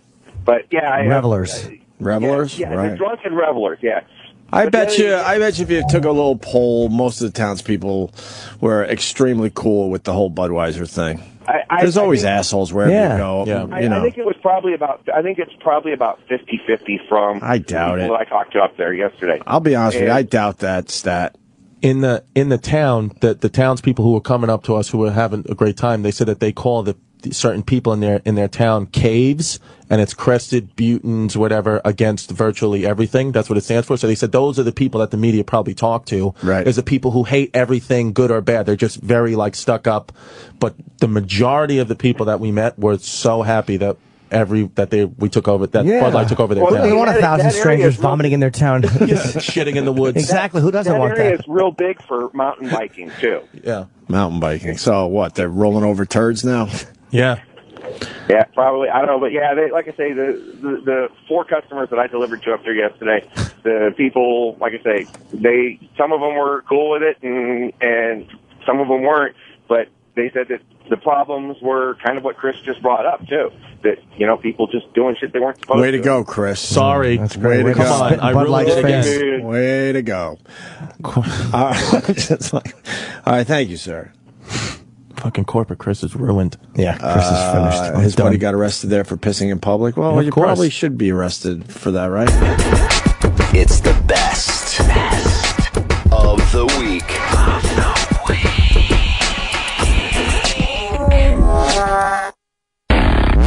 It's the best of the week. We got Ernie Hudson outside the studio. We should talk to him. We only got him for like 15, 20 minutes probably. From Ghostbusters. And Ghostbusters 2 and Oz. Right, of course. Ernie! Hey. Welcome aboard, sir. Good morning. God damn, you don't age. Ernie Hudson, he doesn't age. Hey, how are you? What's up, man? Chris? Hey, Chris, how you doing, Chris? What's up, Ernie? Pleasure, brother. Oh, thank you. All right. Thank you. It's great to be here. All right. Promoting Ghostbusters, huh? Are you sick of talking about Ghostbusters at this point? It's all good. I got about another 4 hours of Ghostbusters, and then it's like never again. No, it's all right. Yeah. All right. This is cool. Every interview you do, though, they probably want to hear about. They just ask you questions about it. How many questions can you answer about Ghostbusters? Well, the same questions is just sort of, What's the one question everyone hits you with? And is like, there going to be a again. third Ghostbusters? They were sort of talking about that though for a while. For about 20 years, yeah. Oh. it never ends. It's like it's 20 years. But then you said there's Harold Ramis died, so you're not going to do one without Harold. Studio, there's money in it. They don't care. Come on, Harold, yeah. Yeah, that's true. We'll miss him, but if he gets enough money, it's like, he'll come back as a ghost. He'll still be working. That's a good point. Yeah, I guess you'll fucking just learn to work without having someone there if they offer the right amount of money. Yeah. I saw your Instagram yesterday. You went to the firehouse. Oh, the fire, yeah. You just have to do it, huh? Well, it's in Brooklyn, I believe. No, it's here in Manhattan. Well, the one. Oh, okay. Yeah, it's here in Manhattan. There was people there taking photos. All day Couldn't believe long. that I was a guy. I think that's him. I don't know. He's kind of. So it was fun. So. Would you rather talk about Ghostbusters or Oz? Oh, I don't care. I'm just happy to be talking. It's like it really doesn't matter. I've been fortunate between Oz, the Crow, Ghost. It's like it's whatever comes up. Right. I don't mind. I love them all. It's. It's sort of what I've done and who I am, and it's yeah. You're my dad's favorite Ghostbuster. Oh, is that? Yeah. He took me in 1989, or 1990. I forgot. Well, I was 5. 1989 Ghostbusters 2. Wow. Yeah. came out, and I remember my dad screaming at the screen, "Winston, you're my guy!" And people were like, "Can you please stop yelling?" Why do you pick Winston though? My dad, he just loved. He just loved him. He just. Well, I think Winston was sort of the kind of not the nerd, not the scientist. He was just a guy. Yeah, well, he liked you, and I don't know, for some reason, my dad, he just thinks Dan Aykroyd's a pussy. I don't know why. He always would say that, like, no matter what he did, you see this pussy and coneheads? I'm like, why do you hate Dan Aykroyd, Dad? Fucking guy. He'd always call Dan Aykroyd a pussy, so you were his guy. And he would always give me those Ecto Cooler drinks. Remember that? My mother, they had a lot of sugar, and I would go off the fucking walls, and my dad would just pump me up with Ecto Cooler. And he wanted me to be you. I was like, well, I'm a way different. Yes, but I'm sure if you were, he would have had something to say to your mother about it. But Dan Aykroyd's a pussy is what's been. I'm going to put that on my dad's tombstone. Dan Aykroyd's a pussy.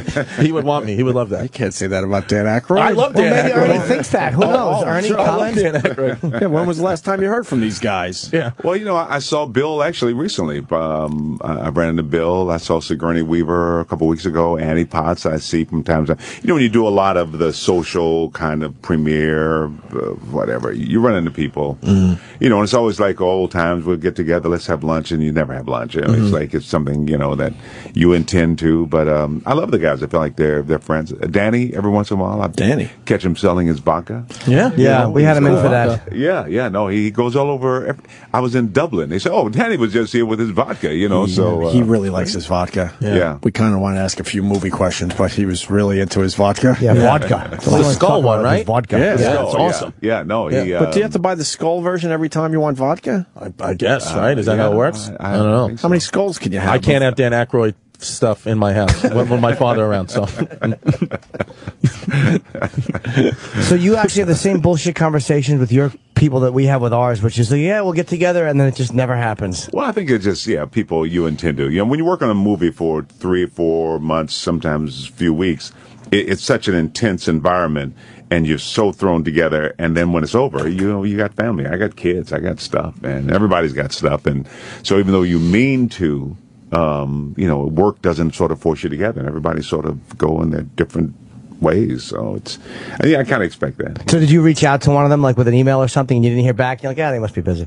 Every once in a while I get a call from Bill Murray just out of the blue, and at first it was kind of hard to believe it was him calling, and then I'll call him back, and he never returns my call. Oh, no. So oh no, you get the late night drunk call. He's like, fucking Ernie will pick up. So but no, the guys are great, and but we don't hang out.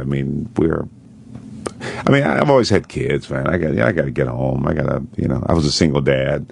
Then, I've always had just, family stuff. So I can't really hang that much, Single dad, that's got to be a lot of work. That was, with the first two. Now they're both here in New York, so they're all grown up now. And then, married, and I got 2 more who now are finally grown up. But, it's always, family stuff. And, and when you're on location, you're home not as much as you want to be. So, how long were you in the Marine Corps? About 9 weeks.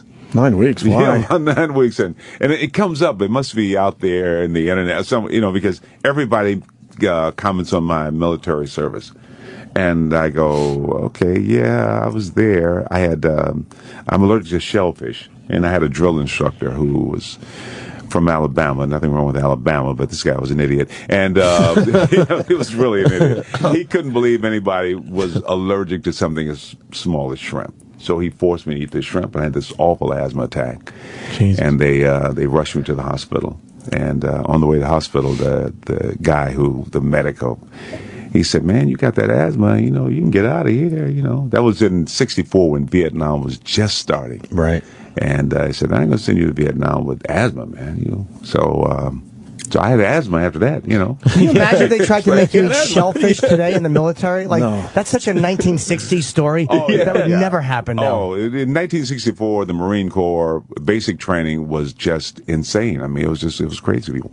In South Carolina, the training camp there, the guy marched his entire platoon out into the swamps, and like 40 people drowned or something. It was just crazy. Yeah. So it's changed now. I'm sure it's a different. But in 1964, it was pretty intense. Why'd you want to join? I got out. The way? Why'd you want to join? Because I wanted to get out of the little town I was born in. I want to meet women. I want to travel the world. It was the way out. What town? Benton Harbor, Michigan. Oh, there's not a lot of girls there? There are girls, but I don't know if you want to date them. No. Oh, no. Just kidding. That's all right. A lot of pigs. No, I mean, when you're in a small town, man, you want to get away. I got no money. I can't, so the military was the way to go. But nobody mentioned a war.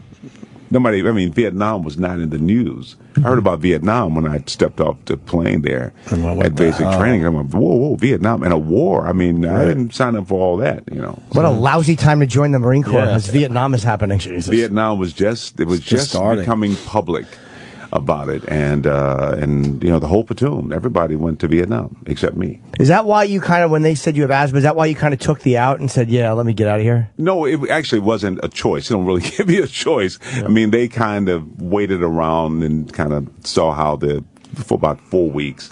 Just about the time I gave up that I'd ever get out, and then suddenly the guy says, he calls me in the office, the commander, and says, we can't all, have, the things we want, our dreams. Some of us just aren't able to do it. And he gave me this long speech. I'm like, what is that talking about? Yeah. He finally says, I'm sorry, son, but we're going to have to discharge you.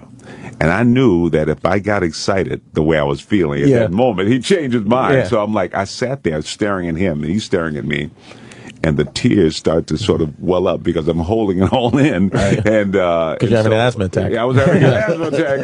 That's when you realize you can act. That's why I decided to be an actor, So, but I got out, and I was suddenly back home. And so what did you do back home? I got back home, and I was, seeing a girl who was having difficult family situation. She didn't get along with her mom. Her mom made her wash dishes. And she was upset because it wasn't her turn to wash dishes. And so I said, well, you don't have to take this. We can get married or something. But wasn't that an indicator to you that, like, the woman who hates housework, like, you probably shouldn't, is not the one you should. Yeah, you would think. But I felt, I felt like I could, I'm back home. I'm a man. I need a wife. You're whatever. We can get married. And I don't think I really realized what I was saying. And she said, okay. And so the next day I said, about that marriage thing? And she was saying, no, I really want to. And here came the tears again. But she didn't let me out. I got a Marine Corps with her. I couldn't get out of that. So I got married, and we had a couple kids, and then when did you realize it was not? About 2 days after we got married, I was like, for real? Yeah. Damn. And how long? No, actually, we were married for legally for about 10 years, and it was about a year. So is this working for you? Because she says, no, I'm happy. I'm like, yeah, but you cry a lot. You don't seem happy. Yeah. Oh, no, she was probably bipolar or something they didn't even know existed in 1964. It's very hard. A lot of things that, but, it was great for me because we sort of figured out how to work together to sort of put things together, and we kind of would plan things, dream things, and we can make them. She went from being in the 9th grade when we got married to getting her PhD. Oh, wow. How old was she when you got married? She was just turning 16, actually. Oh, wow. Yeah, but she had polio. She had polio as a kid, and she didn't start school until... You are a fucking saint. Wow. You're the nicest guy I've ever met. You can't break up with someone with polio. I know. My mom's boyfriend has polio. It was very difficult. It was actually, it was very hard, but, and no, disrespect to her, but I think she finally was doing really well, and I was this poor actor. So she kind of ended it, which was like, thank God, because I never had the heart to say, Yeah. So, yeah. So things always work out. But you lasted 9 years knowing that you really weren't in love? I just didn't know how to... break up with someone with polio. How do you say to somebody, no, it wasn't the polio. Listen, honey, more bad news. Well, I've been with my wife now 38 years, and I was like, the marriage is whatever now. But I'm not good at that. I have a friend who's been married 5 times. I'm like, how do you do that? How do you say to somebody, we're going to be together forever, and let's marry, and then 2 years later you go, you know what?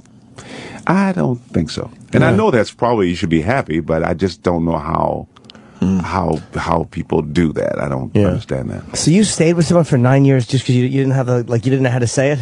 Well, I came from a very religious background, and in that community, when you commit, that's it. It's you, God, and her, and God doesn't let you out. So that's rough. You just Hope they die, basically. Yeah. So you can get out of I hope they polio, hate yeah, you you had a enough good to chance. say we shouldn't do this. So I Right. hope they agree that it's, And how did the acting come about?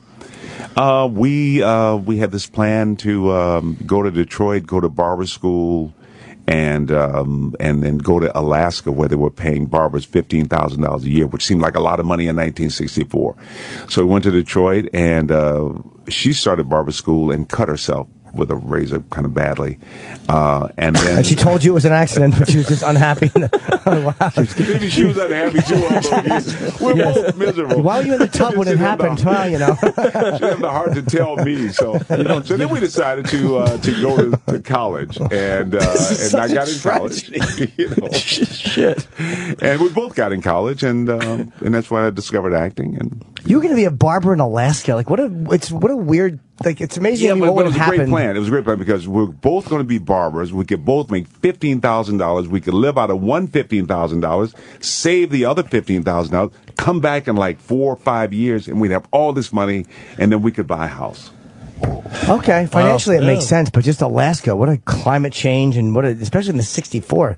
I mean, who the fuck went to Alaska? I don't think you have 64? to be a good barber in Alaska. No, you know? not at all. Right? No one wears hats. And if you want to travel the world, I mean, it's Alaska's a long way from where I was. Okay.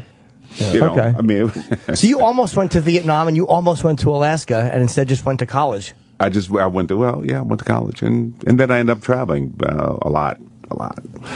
You just wind up in L.A.? Well, I finished college at Wayne State in Detroit, then I got a scholarship to Yale. I went to Yale, came down to New York, and then the marriage, and I had my boys, I had my 2 sons, and then I went to L.A. because my brother's in L.A., and it was a lot easier to kind of put things together, you know, having the support, having him there, you know, his family. What was your first acting job?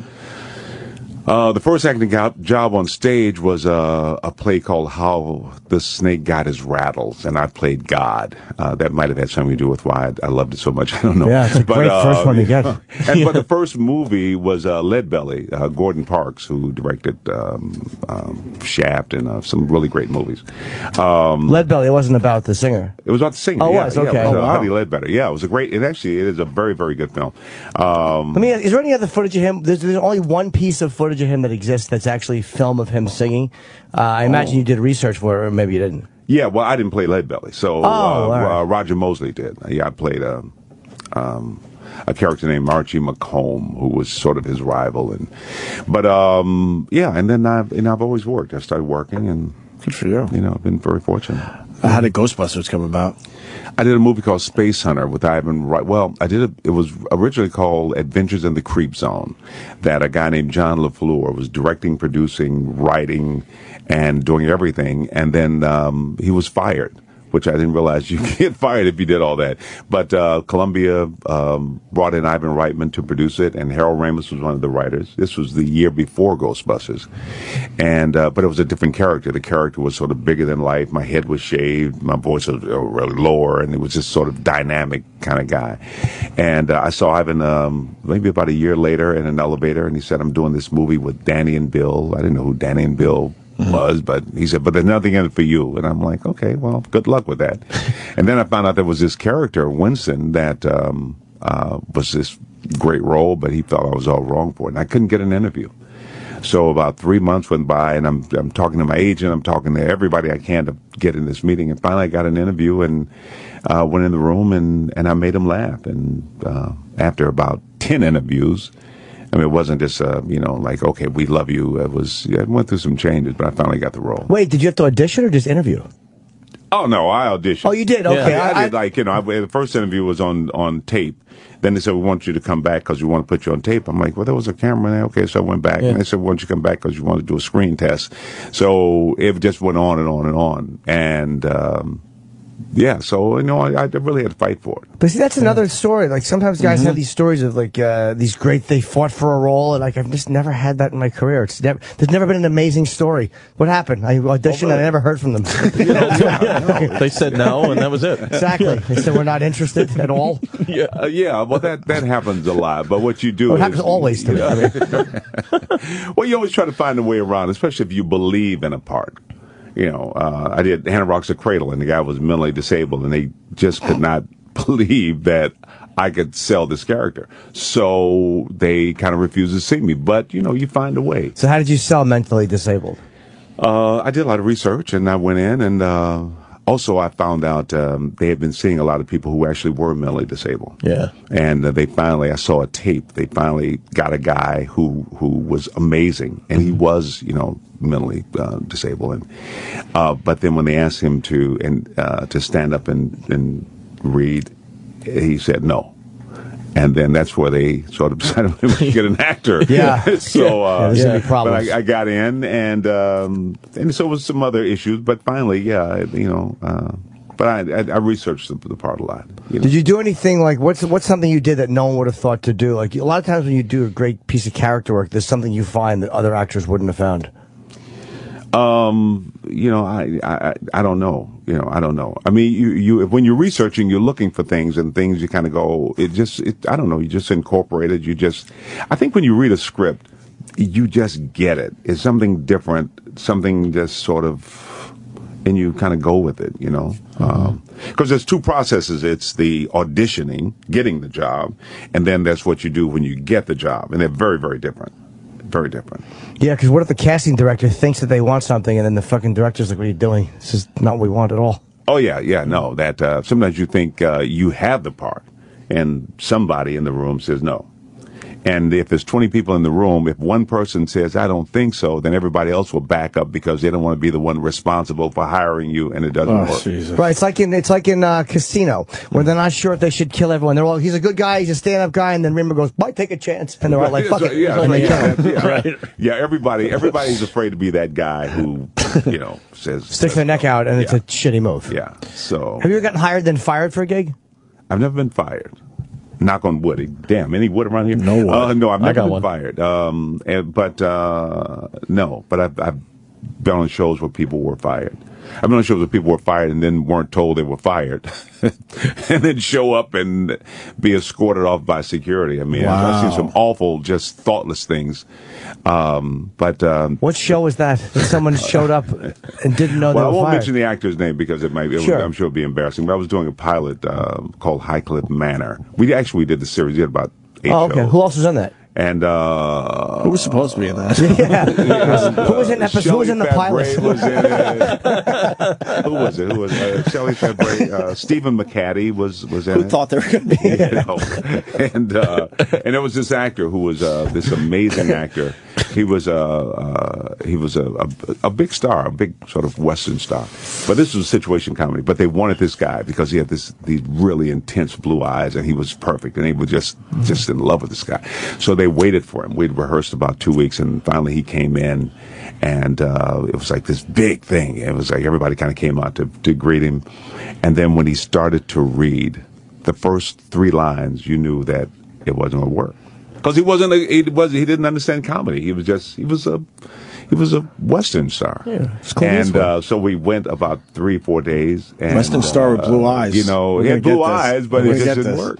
And so finally they came to us and they said, you know what, this is not going to work. We're going to have to let him go. Mm-hmm. We have another actor who's wonderful, and we're going to bring him in.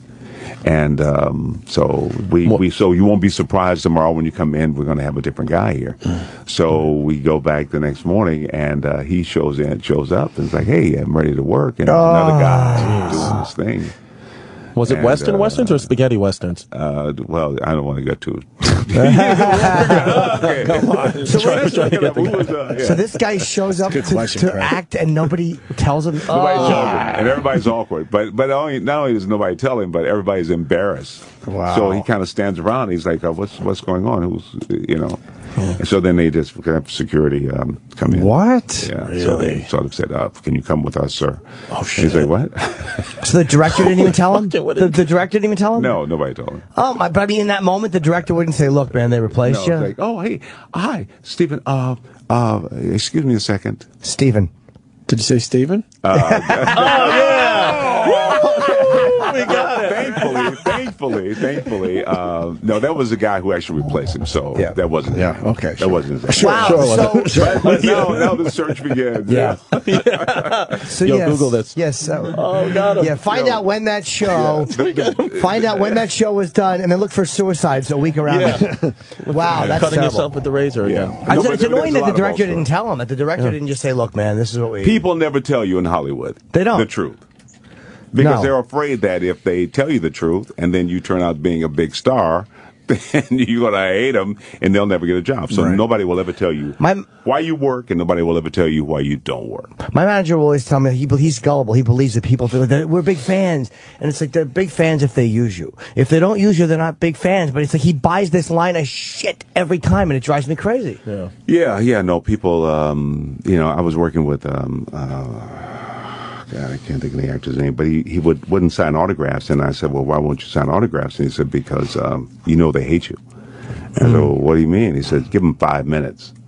And sure enough, I see fans say, "Oh man, I just love you, Ernie. Oh, you're my favorite actor." 5 minutes later, it's like, "Yeah, I saw that movie. You really kind of sucked in that movie." Oh, really? You know what? You don't look too good, man. You put on a lot of weight. All of the other stuff begins to come out. So you sort of want to get in and out. Yeah. And say thank you and move on. But if you hang long enough, you get all the negative stuff. Yeah, maybe this, but that doesn't mean that they hate you, though. I don't think. Sometimes they just have sometimes as a performer, they have a complete view of you. So they love some of what you've done, and they don't like some of what you've done. And just because they like me as a performer, like you, doesn't mean that they like every single thing we ever did. Well, that's true, but I don't want to hear it when I'm on the street. I want to hear that I gained weight. That I sucked. I actually thought you looked good. Yeah, you look great. Well, you look no, great. what am I going to say? Oh my Well, God! thank you. Fantastic. Funny. Ernie, we got to wrap up, unfortunately, but a couple things. We might have like 2 or 3 minutes. When did you know Ghostbusters was going to be, a hit?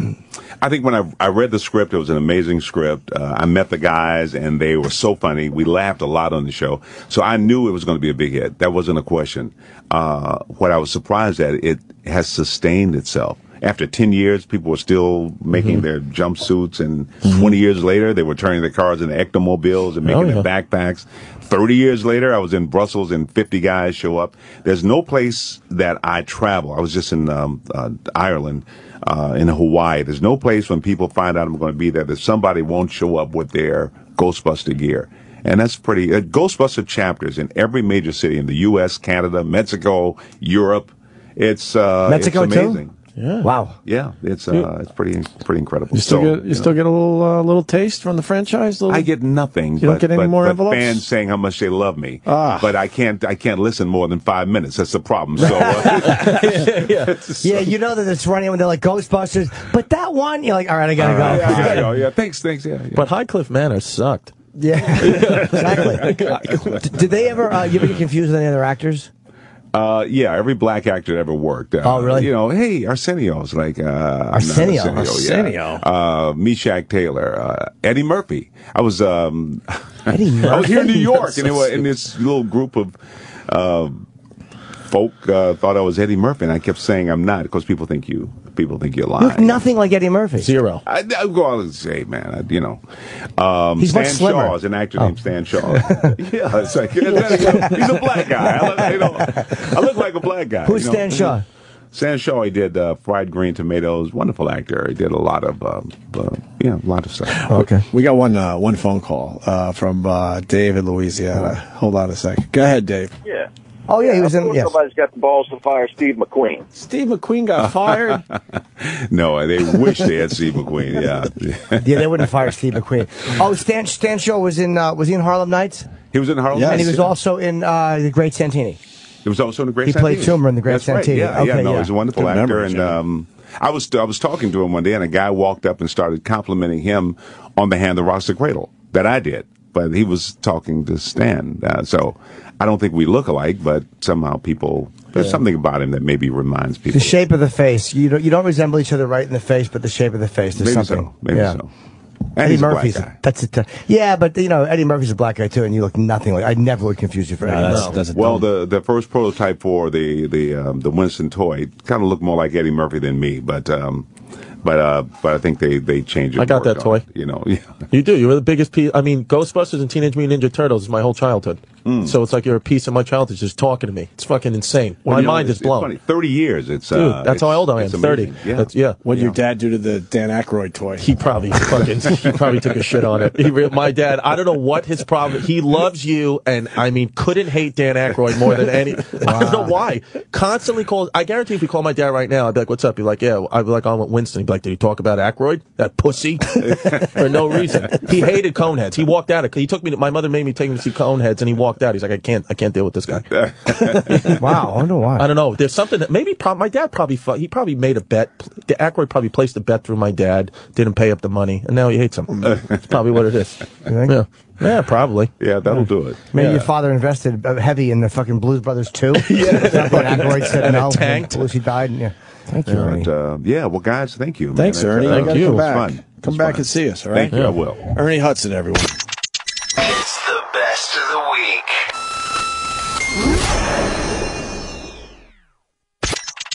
It's the best of the week.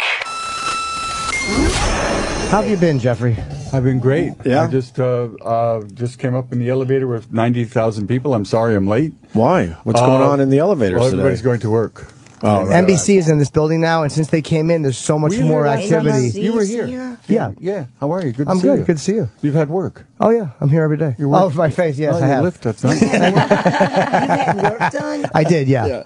Wow. Have you guys seen the show? No, That's what I want to do.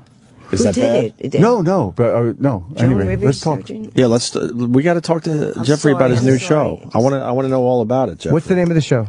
The name of the show is Transparent, and we're going to push a button, and it's going to go all over the United States and England, and it's a very, very good show. Amazon, and I think people are really going to like it. I've just been getting a lot of comments this morning, just people who've actually seen the pilot, and 10 episodes. Right. Binge watching. The name of the show is Transparent. Right. Which I didn't get until the second week of filming, but it's a trans parent. I play Maura Pfefferman, I would say she was the patriarch of the family, and now she is transitioning into the matriarch of the family, created by Jill Soloway, who ran 6 Feet Under and the United States of Tara, and truly one of the great geniuses. And we have Gabby Hoffman, Amy Landecker. My wife is Judith Light. Nice. And Jay Duplass, and it's a wonderful show. I urge you to see it. Where can I'm we very see proud it? of it. September 26th on Amazon.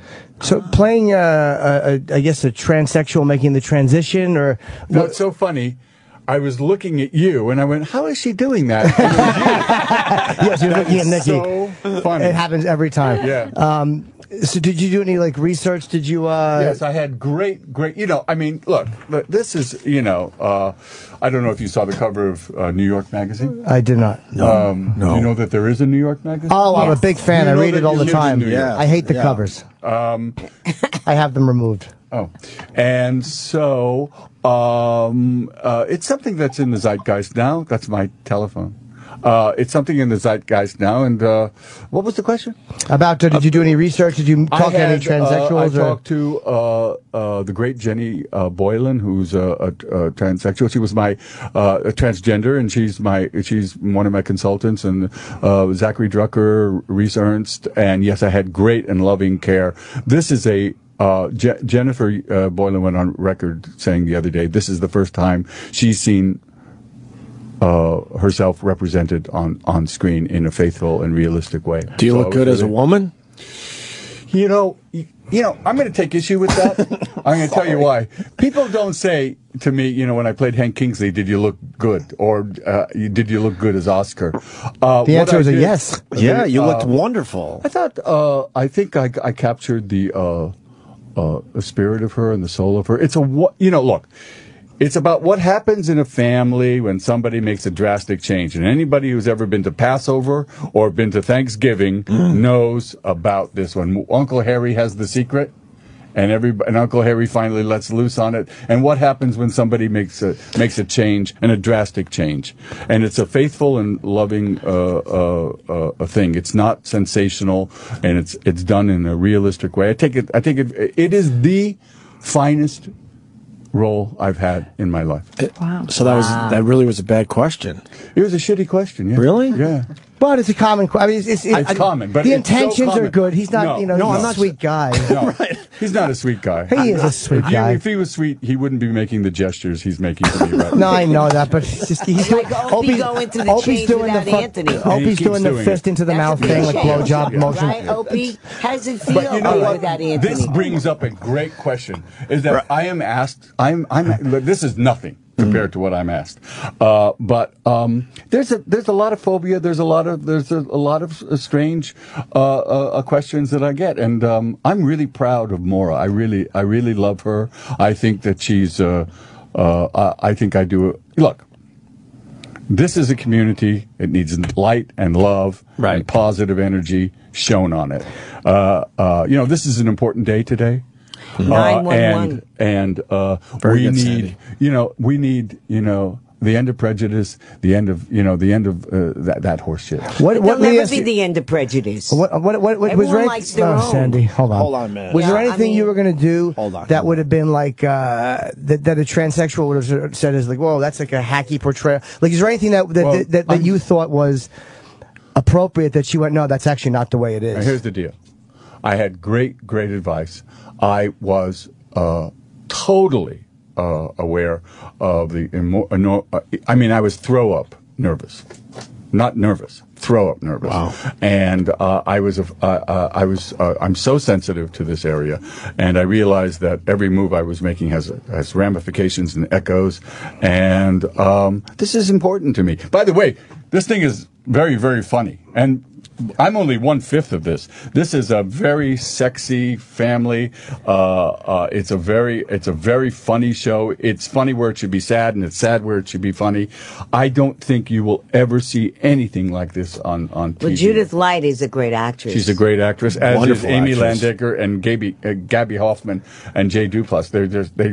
And we have Brad Whitford plays my friend, Bradley Whitford, and Carrie Brownstein from Portland. What did you learn about transgenders that you didn't know before? Like, by having a consultant, you must have learned something that you had a misconception about. I actually, I would say what I understood intellectually, but what I probably got more is the misinformation that's out there and the phobia. And I found it with people that I knew. I mean, people will come up and say, "What? You're doing that? Really? You're doing that?" And I would say, "What are you talking about?" And there were, "Yeah, you're doing that? Oh, and Amazon? Do they pay you money? Do they pay you in Kindles? Do they? Do they pay you money? They pay me very, very. But a well. lot of shows are now going that route. Netflix, Yes. Because Amazon, it's not a route. It's in the zeitgeist. Right. It's here. It has been here. The revolution is here. Right. This is Like a NBC, civil though. rights. This is a civil NBC. rights movement. You know, I don't mean to take this way. I think I got rude to you, and I was screwing around. But I thought I asked a good question. He asked a bad question. I thought I asked a good Can I one. defend But myself? you I'd like a actually compliment. Don't even defend I yourself. want to defend myself No, because your days play, here at Sirius Radio are done. well, pretty much. I am taking over. You're pretty much right. Yeah. No. Well, I know you're negotiating with. How is that going with that other network you're negotiating Oh, with? thank you for that. Yeah. It's going quite well. Yeah, Thank you, that's Jeff. good. No, They wanna talk to I you want to just explain about- because I don't want you to think I actually asked a shitty question. If I was going to... You asked a question that I get all the time. Thank you. Well, but besides that's to the purpose. I love your question because that's what I get, and that's the area that's around it. But who asked a good question? Let's be honest. Who asked a good well, question man. about what you learned about Nikki Glazer. Do you have a question? No, she's transgender. She understands everything. She's been nodding the whole time. She gets it. She's used to that. I get it. I know Oh, yeah. you do. Well, so why don't you speak I remember when. if you get it? Well, She because sits here nodding. all the She men got are here everything. and I you're looked into sexist. her eyes, and she got everything I was saying, but she doesn't say anything. You're Speak. saying it all. Yeah. I don't need to say. I was going to say Dustin Hoffman when he That's exactly dressed up right. as Tootsie Yeah. said, "Make me prettier. I'm not prettier Thank now." you. Right. And Thank they were you. like, "We can't." And Right. he cried because he felt he couldn't be beautiful, and he more beautiful, and he realized the plight of being a woman and That's right. not feeling beautiful enough. There it is. I'm that's raising the my moment, hand, but Jeffrey. that's it. But that's it. Call on me. She's right on it. She's right But on. they have the shots, I'll call too, on you. a lot Put of your these hands up. transsexuals. They have a- It's an excellent point. I have 4 kids, and we Call do that. me, please, please, please. Hey, Opie wants to defend himself. Let him defend himself. Can I just say something to this? Sure Because you I can. just happened to see that again. Yeah. Because somebody sent me that, and it's exactly right. And people ask you about underwear, and they ask you about hose and stockings, and you go, "Are you serious?" And I was just talking to somebody this morning, and just said, "It's really." He got it. He said, "It's really about the spirit, isn't it?" I said, "That's it. It's about the soul." So Hold on. basically asking you... Hold on. You're going to go funny, and I don't want you to go No, funny. I would never go funny. Believe me. It's not happened much in my career. I understand. I listen to this show. Point to me. I won't go funny, obviously. All right, go. Go dirty. man. So do you understand what I'm saying to you? Go dirty. So My turn? Listen, here's the deal. My turn. No, shut Can you up. curse on Amazon? Shut up. I'm a guest. That's right, you are. Let Jeffrey talk. I am a guest. I was And yelling then at you. I'll call on you. Everyone's yelling at Jeffrey. Because I was going to bring ego into this. The reason I Can said you that curse on Amazon? because Look how spoiled you shit, are. I almost got in, and then Go you ahead. interrupted. Go. If I was going to play a woman, my ego would take over, and I would want to look like a good-looking woman. That's You why do I asked already. that question. But Thank you. Now look. I can see I'm you as a playing woman. Maura. But we right, can't. All right. Right. And I'm 70 years old. Right. So she's not a. I mean, the word. I don't mean to be politically incorrect. The word "babe" is out. No, she's an older woman. You're right. I apologize. And So he plays a... hold on, let me talk. Sandy, Please, push oh my her. God, hold on a second. Bully. She has a bad knee. I have a bad knee. She has reading glasses. I have you get it? Right. She has arthritis in her right shoulder. You understand? She's a person. She had a secret for 50 years from her family. Right. She was born inside the wrong body, and she said, at the age of 60, she said, "Oh, F it. I've got to make a break for my freedom. Right. I got to make a break. My family's going to have to follow along." And that's brave. And there are a lot of people like that. Right. And by the way, and she's funny, and she's discovered herself. And, I go around and I lecture to colleges, and I talk. I'm going next week. I just came back from, Las Cruces. I'm going to Iowa. I talk to kids, and I talk to them. I say, follow your dreams. Sure. Follow your concept. Most kids are giving up their dreams now. This is a woman who's found herself and is following her dreams. So at least she's a role model, and I'm very proud of her. Yeah, go ahead. How far did you go with the role? Did you wear undergarments and stuff? See, there you go again. That's your second question. That's a good question. He just said it. He just said that was one of the questions. I'm sorry. I'm not going there. Okay, I apologize. No, but I do apologize. No, you don't. No, 'cause I know you- apologize, but you have a shitty ass grin on your face. There's actors that they go far with their roles. No, that's bad. Okay, Get off there. All right, I'll shut up. Get on the other side. Why do you let that happen? He's yelling at Nikki now. It's not my show. But in fairness, you are being mean to Open, and I asked a damn good question before. What do you mean? No, it's to the point. It's to the point. All right. Do we get to see you before you turn? You do 10 episodes all at once. It's binge going, and it's on 1/5 of the thing. Please see it so you can tell your friends about it. I guarantee if you see it, and I guarantee if you had watched it, this interview would have been different. Oh, fuck. I'm a little pissed at you guys. No, don't be. Are you really? Yeah, I am. No, don't be. Why? We want you I to. am. No, don't be pissed. We can get through this. All right, Sandy. I got her mic off for now. Sandy, you I can don't watch want it. to. Hold on. Sandy. Hold on. Are you going to watch it September 26th? Yes. Yes. I will. I want you to talk about it the next day. You promise? Will you come back in? I'll come back in. I live 30 minutes away. You'll still be pissed though. I don't want you pissed because we really like you. You know what? Maybe I was. I got to tell you something. Oh no! What? This community, this trans community, is important to me. Okay. And I've taken the mantle, and so I have a responsibility. Fair enough. So I hate the easy question, But I love you. But I'm going to teach you. Was Jimmy asking you Jimmy's easy questions? an asshole. Although I will say, you're not wrong. But Jimmy has been a big fan of the trans community long before you did. Have you? Yes. Have you really? Talk Yes. about it. There's nothing but talk about He it. talks about it on the show regularly. Yes. Well, Do you? Yes. All is forgiven. I'm going to stay. I had my hat on. Now I'm I going to stay. saw you go for the hat. I felt really bad. That's when why you I did asked that. you. No, did you? But yeah, in a way, I'm glad that we have this conversation because this is the conversation. I think I didn't mean to be officially shitty. I was just trying to have a little fun. No, but it's a good question. Here's why it's not a dumb question. Because that's the question people have, and they don't know how to address trans issues. And when you're always afraid to ask something that's going to offend somebody, but they're real questions people have. Because like gay people, that's acceptable, and we're used to that now. We know that now. We know about lesbians. Transsexuals or transgenders, we don't have a long enough conversation about. So there's a million things people just want to ask because they're not as familiar with it as people who've hung out with them and interacted with them. So they ask these questions. It's one of those things that sounds like a dumb question, and 10 years from now, maybe it will be. But right now, if you haven't heard that, it's like when you hear about two gay guys. When I was a kid, the idea of two guys holding hands was, oh my God, I couldn't have. And then you see enough of it, and it becomes common and comfortable and not odd. Yeah, we just not foreign. We needed just all the trannies. So we need this. What the conversation that we had. Did Jimmy save me, by the way, with that? Yeah, a little bit. You know what? Here's what happens in our. Can I just be serious for a little bit, and then we'll go light, okay? People die because of prejudice. Right. We know people in the trans community there's suicides, right? There's assaults, there's unhappy lives, and there's a phobia, and I'm protecting that. Right. And so that's all I was doing. And now let's go light. No, you can protect, but you can protect it. And like, there's a whole bunch of, and like in the black community, the gay community, there's a whole bunch of infighting there too.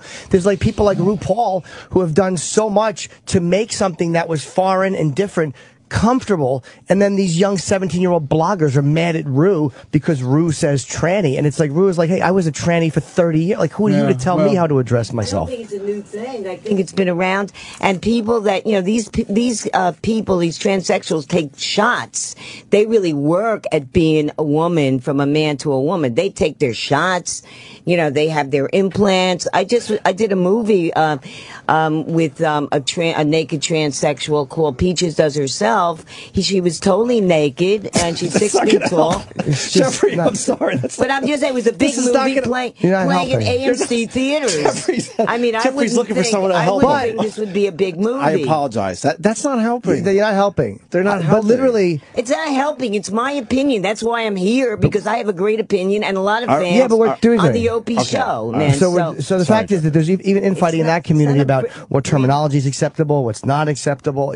So even they haven't figured out exactly what is the comfortable level of discussion. We had Chaz Bono in here, and that opened our eyes a lot and educated us, because we don't know. Yeah, that's exactly right. Let's start with that. We were educated when Chaz came in here. And this show is not one. It's not the answer, but it's one of the answers. Right. And it's all we're trying to do is shine a responsible light. By the way, it's not a heavy show. It's a very, very sexy, light show. It has a lot of sadness to it. It's about family, and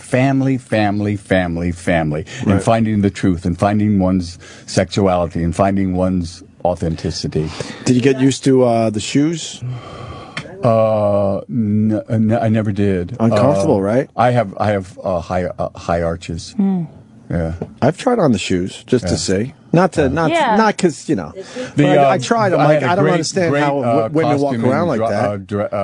Designer, and she really led me through, and I had a great makeup artists. And you have to understand, this is the first time I've been in the hair department in 50 years. Right. So it was something. I know something. They would knock on the door, and I would gulp and say, I'll be very honest with you, the first scene I had, when I had to come out to my daughter, and I was sitting there, and I said, I don't think I've ever been that nervous. Not only because I wanted to be good, I have a good career, I wanted to be responsible, and I felt, oh God, get this right. I was shaking, but that kind of worked for the character as well. And I got more comfortable as it went. When you came out, let me ask you, when you came out to your daughter in the scene, yes. Do you come out and say, I'm a gay man, or I'm a woman, or what was? It's not gay. I've been basically the story is, and it's the story that is very common in this community, is that I've been living. I knew that something was wrong at a very, very young age, and people have come up to me and said I have the same story, living inside the wrong body. And standing in, knowing that you're standing in the wrong line, right, in school. I mean, you really belong in the other line, and living with that secret. Can you imagine? And their parents force the toys on them that they believe they should be playing with. Right. And I want to play with dolls, but I have to play with trucks. Yeah. I mean, imagining that, it'd be so terrible. I really felt that. I mean, as I say, when I say I was throw up nervous, I'm being literal. I was really scared. A lot of weight on your shoulders. Well, look, to get it right. Look, here's the deal. I mean, and I'm glad I think we're all on the same page now. It's great, and I love the conversation. I really love the conversation. I don't care what the conversation is. I love the conversation. It's important. I sort of did this pilot, and I went la la la la la la la. I'll do the Mora, and then we got picked up for 10, and people started saying nice things, and all of a sudden the eyes got us, and I went, I got to get down. I got to learn about this. I got to get Mora, and the responsibility of this. This is important, and I worked like crazy. And I would like to say, and it sounds facile, but my politics are in my performance. I've made her real. I've made her sensitive. I've made her funny. I've made her human, and that's what needs to come out. Is that we're humans. We're humans. Even my friend here, human. No, seriously. debatable. I mean, everybody has their road, and that's what I've learned from this, And I'm a funny guy, and Mora is funny, and so sorry for this. Well, but I love the conversation. The surgery too. The people that go with the, as they say, the bottom surgery. Sometimes there's Great Depression. That's not talked about enough either. Like a lot of they go through with it. Some keep the penis and some don't, because a lot of times once you go through the surgery, your ability to orgasm is gone, and there's tremendous depression. And at times, I think that's where a lot of the depression and the suicides come from too. Not all of it, but I mean some of it does come from that, feeling like you've made some kind of a drastic mistake. And honestly, I think there's so many ways of people say trans. There's so many ways of being trans, and the dialogue is still going. But this is if you look at the cover of New York Magazine, there is a transgender a person who female, the wealthiest CEO, front page New York Magazine. So it is here. The conversation has to be here. It's no longer under the rug. She's I don't know. I can't recall, but the article is great. It's great. So it's here. It's in the zeitgeist, and it's about to. It should be talked about. I know a comedian who I think he was in his 50s. He's a guy I worked with on the road, and they're like, "Yeah, he went through the surgery. He's a woman now."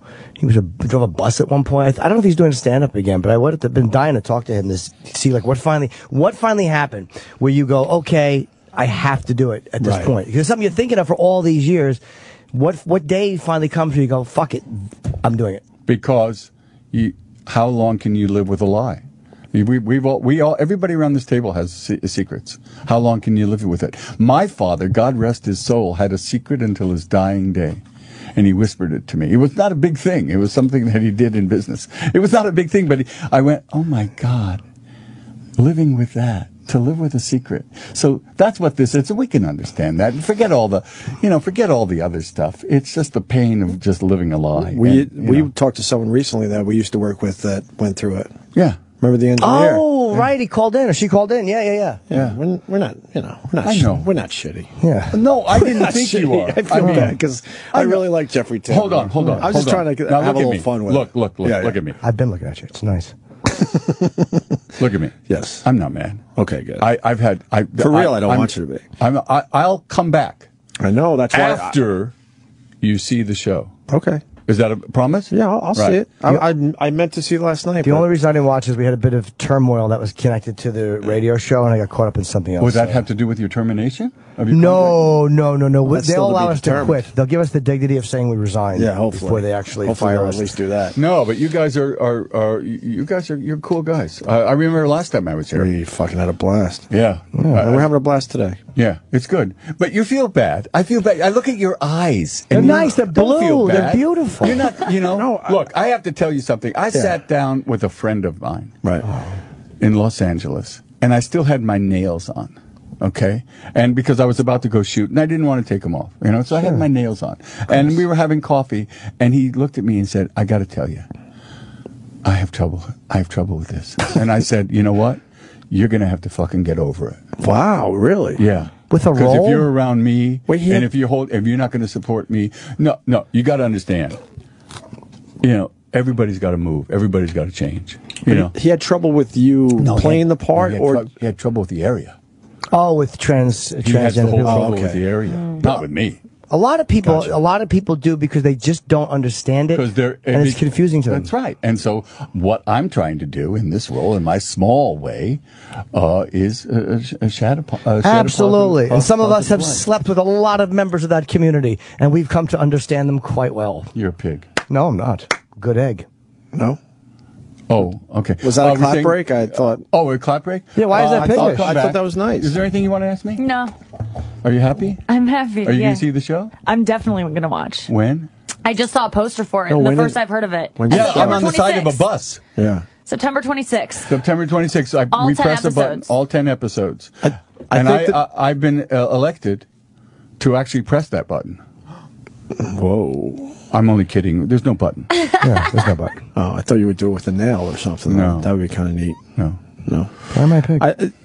Is he a pig now? Because Go now ahead. he's bothered. Go ahead. I'm not as bothered it's- anymore now. He's I'm not bothered. even bothered. I'm just curious. No, you were a pig coming in. I mean, it was just forget Oh, about all right, this fair conversation. enough. Okay. It's a brand new conversation, is what you're getting at. Absolutely. This is a Not for us, it's not. You got it. No, I think we've discussed it A million times. more than others, but I think, as far as No. society goes, it's Yeah. a brand new It is. discussion. conversation, and it's to be treated delicately and with taste and With respect. honesty and with honesty. And Don't you think it's okay for people to have a problem with it as long as they're not doing anything with that problem they have?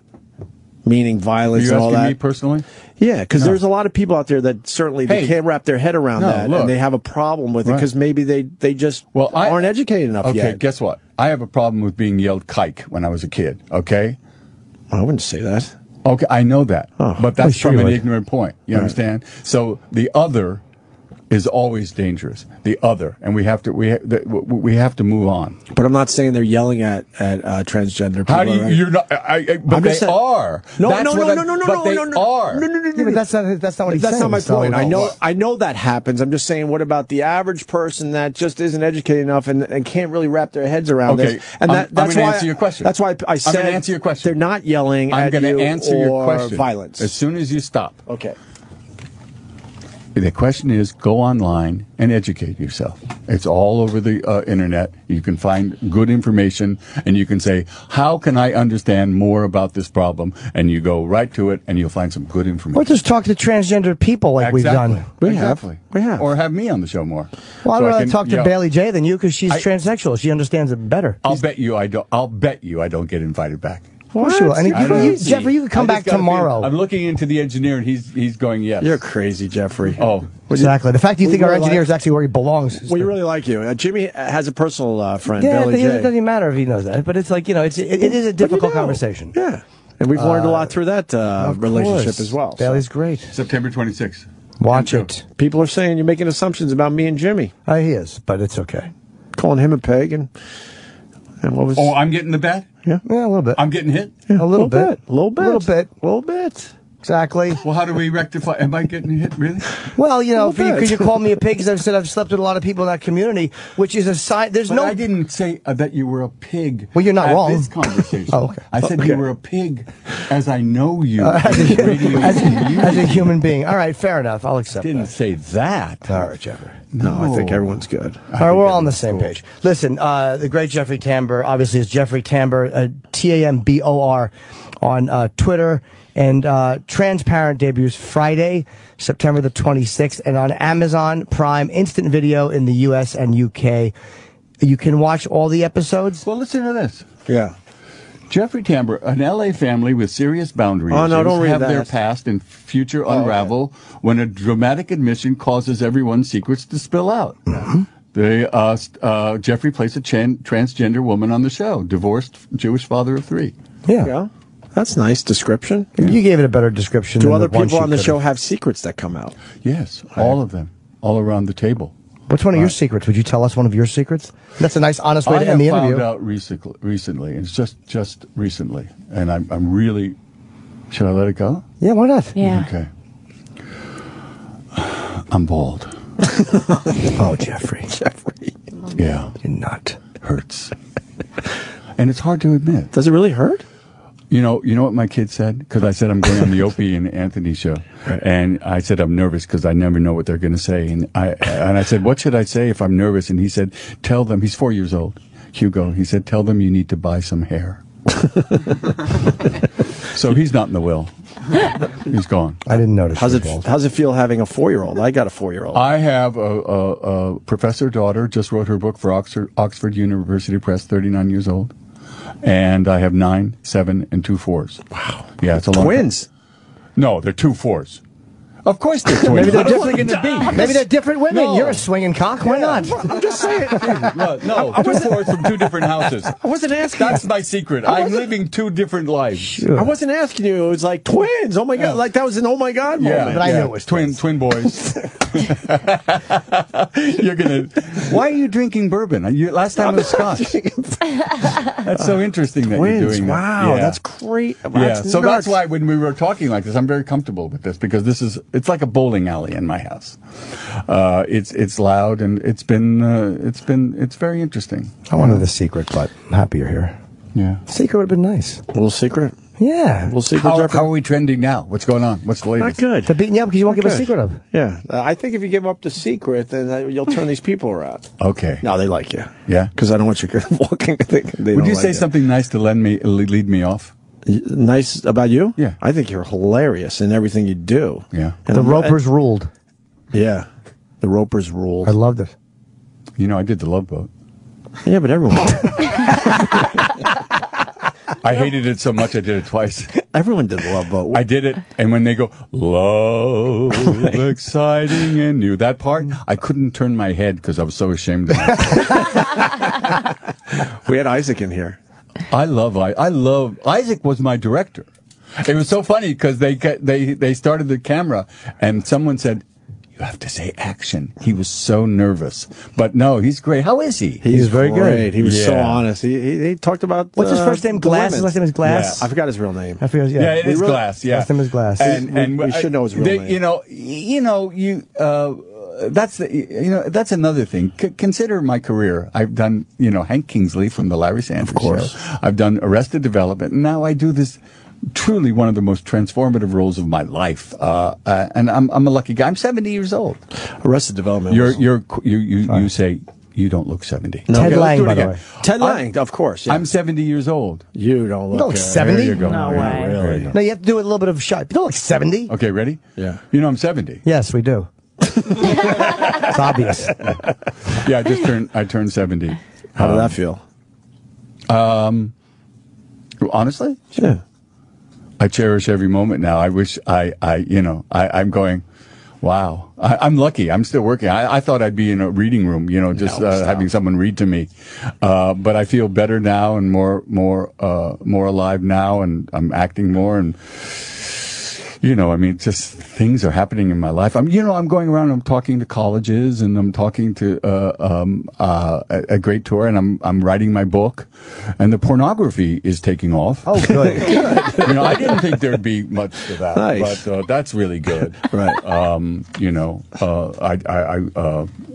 never thought I would get a role like that.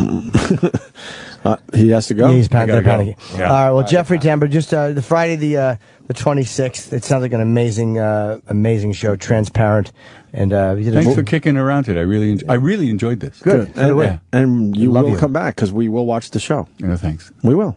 No thanks. Oh, no thanks. No thanks. Can you give me a ride in? That's the only thing, because I'm not going to drive. We'll send a car for you. You'll send a car? No. How close are you to here? Katona. Where's that? I've been there. Next to, I'm not going to say. Westchester, North Westchester. Oh, nice. Nice area. Yeah, Sam could drive you. He's from Westchester. Can you? Where do you live? Scarsdale. Where's Scarsdale? It's near Katona. Oh, you're about 30 minutes south of me. Worth it. You come up? Yeah. What kind of car you have? Jeep. All right, let's keep talking. The great Jeffrey Tambor, they're telling You guys are great. you got to go. They're We're not booting you. They're saying you have other press. all right, we're I have going to to take a tinkle. break. Yes, Thank you. Stay there. And those people out there listening, start trending to likes toward me, because I like these guys, and I'm not the enemy. I'm your friend. Whoa. Love you. It's the best of the week. It's the best of the week. Hi. Hi, how you doing today? Oh, We're just gonna I didn't know you meant that. I thought it was a lawyer. I tricked you. I thought it was a lawyer. Jimmy goes, all right. I thought you were saying, let's just see, because it was a lawyer. I didn't know that it was this. Got you. I never would have co-signed for this. Got you on that one. She did. Hi. You should have put me on the air when the guy from Ghostbusters was there. Why? Hello? Yeah, no, seriously. Because I love that movie. I used to love that movie. I must have Yeah, because you were in the end of it on top of the building. Well, Zool. not. All right, he's outside signing all of E-Rock stuff. And could you bring Ernie in? Ernie. Oh, that would be nice. Yeah, he's coming back in. All right, Ernie, this woman on the phone. Wait. Hold on. What? I have to ask you something Hello. real quick. Hello. All right. Yes, hello? Hello, who's this? It's Diana. What'd you want? It's Ernie. Ernie? Ernie from Ernie Ghostbusters. Hudson. You said you like me. Oh, yeah. Well, yeah, I do. He's very busy. He was in the middle of signing all of E-Rock's things. It's going to be at least another 20 minutes. No. What do you want? I just came back in. From Ghostbusters? Oh, my God. Let me see. Who is this drunken pig? Wait. Hold on a second. Well, hurry up. I came back in, bitch, and you just keep rambling. Oh, will you stop? I loved you in Ghostbusters, and I'm glad Eddie Murphy didn't take your place. Yeah, well, stop mentioning the Eddie Murphy thing, bitch. Okay, very good. All right. No, but... what did you want to say to me, bitch? Sorry, Ernie. Lady Di, you said you wanted to talk to Ernie. Here he is. Yeah. All right, I wanted to talk to you, Opie, especially Well, you Opie. already got me back in the room, bitch. What did you want? Yeah, what's the question for Ernie Hudson from Ghostbusters? You said we should have you on, and we got him back. All right. Question. How did you enjoy doing the movie? I answered that question already, bitch. Come up with something else. Well, what else? What else do you want me to ask? I don't know. You're supposed to be a big fan. Lying bitch. Fan. I don't want to mention the slime part, because I didn't like that too much. When you were covered in slime and everything. Why? Do I remind you of Bill's room? Excuse me. Don't bring up. I'll bring up whatever I want, bitch. You brought me back in from signing autographs for Fat Boy. Oh, Jesus. I was signing Fat Boy's autographs. He's going to give away 5 items to a show that 3 people listen to. All right, okay. I'm sorry. All right, but sorry about that. No, that's all right. I'm saying sorry to Ernie. Yeah, he's apologizing to me, bitch, not you. He's busy. The Ghostbusters is 30 years old. There's Blu-rays. He's got to promote, and we dragged him back in because we thought you had a good question for him. Yeah. Well, actually, I do. Are they going to come up with a Ghostbusters 3? I answered that question, bitch. That's a terrible question. You interrupted my autograph signing. What were you listening to? Hold on, Lady Di. Were you listening to the show when Ernie Hudson told us he's sick of hearing that question? That's the only question he hates hearing. I was on hold for a very long time. Yes, I kind of heard that. But all right, one more thing. What about a Broadway play? Did you guys ever think about that? No, I never thought about it. What is a Broadway play? Like Bill Murray's going to do the Ghostbusters on Broadway. You don't know what a Broadway play is, right? What's that? You're in New York and you don't know what a Broadway play is. I want to see if you know what one is. I got to get back out there and sign this stuff for Piggy Boy. I don't know. I'm just telling you, I loved you in Ghostbusters. Oh, Yeah, you said that already, but you're not a real fan. You don't even know my name. I don't believe. I don't know your name. Exactly. You're not a big fan. You sound like a drunken slob. Wow. Thank you. Thank you. Yeah, thank you. Now I got to go back out, and I know the fat kid probably put more stuff for me to sign. Oh, jeez. All right, Lady Go ahead and go. Sorry, Lady All right. Di. All right. Opie, wait, hold on. I have to ask you something. What? All right. This is the reason I actually called you. What is Anthony's problem? Anthony doesn't have a problem. Alcoholism. No. Yes. Show up yesterday. I know. I was there. It's the best thing ever. What happened? But please listen to it, and then just whatever he did, you should do. And he just said, "Uh-oh," and then someone hung up on me. It just disappeared. Perfect. It was wonderful. I don't think Aunt really ever really liked your phone calls. No one does. I kind of like them a little bit. Oh. In a twisted, fucked up way. Stop saying no. When no one's talking to you. Opie and Jimmy, I love to call in. I even love to call in Sam Roberts' show. All right, we got to go. Ernie Hudson, thank you, Ernie, for coming back in. Why'd you waste my time with this bitch? That was Bernie Hudson. That's his name. My name's not Bernie, bitch. It's Ernie. Ernie, I just said Ernie. No, you didn't. You said Bernie Mudson. Bernie Mudson? Rotten bitch. No, I did not say that at all. How'd you like working with Bill Murray and Rick Moranis and stuff? Thanks for mentioning my friend who passed away. Who passed away? Rick Moranis. He did not. Yes, he did. No, he didn't. Yes, he did this morning. He did not. He passed away this morning. That. I'll check, but I don't think he did. You do that. I got to go out and sign for Fat Boy. Who's Fat Boy? Which one is Fat Boy? I don't know his name. Just a fat boy out there writing crumbs on his shirt. All right, we got to go. I want an update from you, but maybe tomorrow or maybe next week. Tomorrow, next week. What was the update on me? Yeah. All right. I don't know what. Okay. I don't know. All what right. to say. It's great talking to you. Glad you're doing well.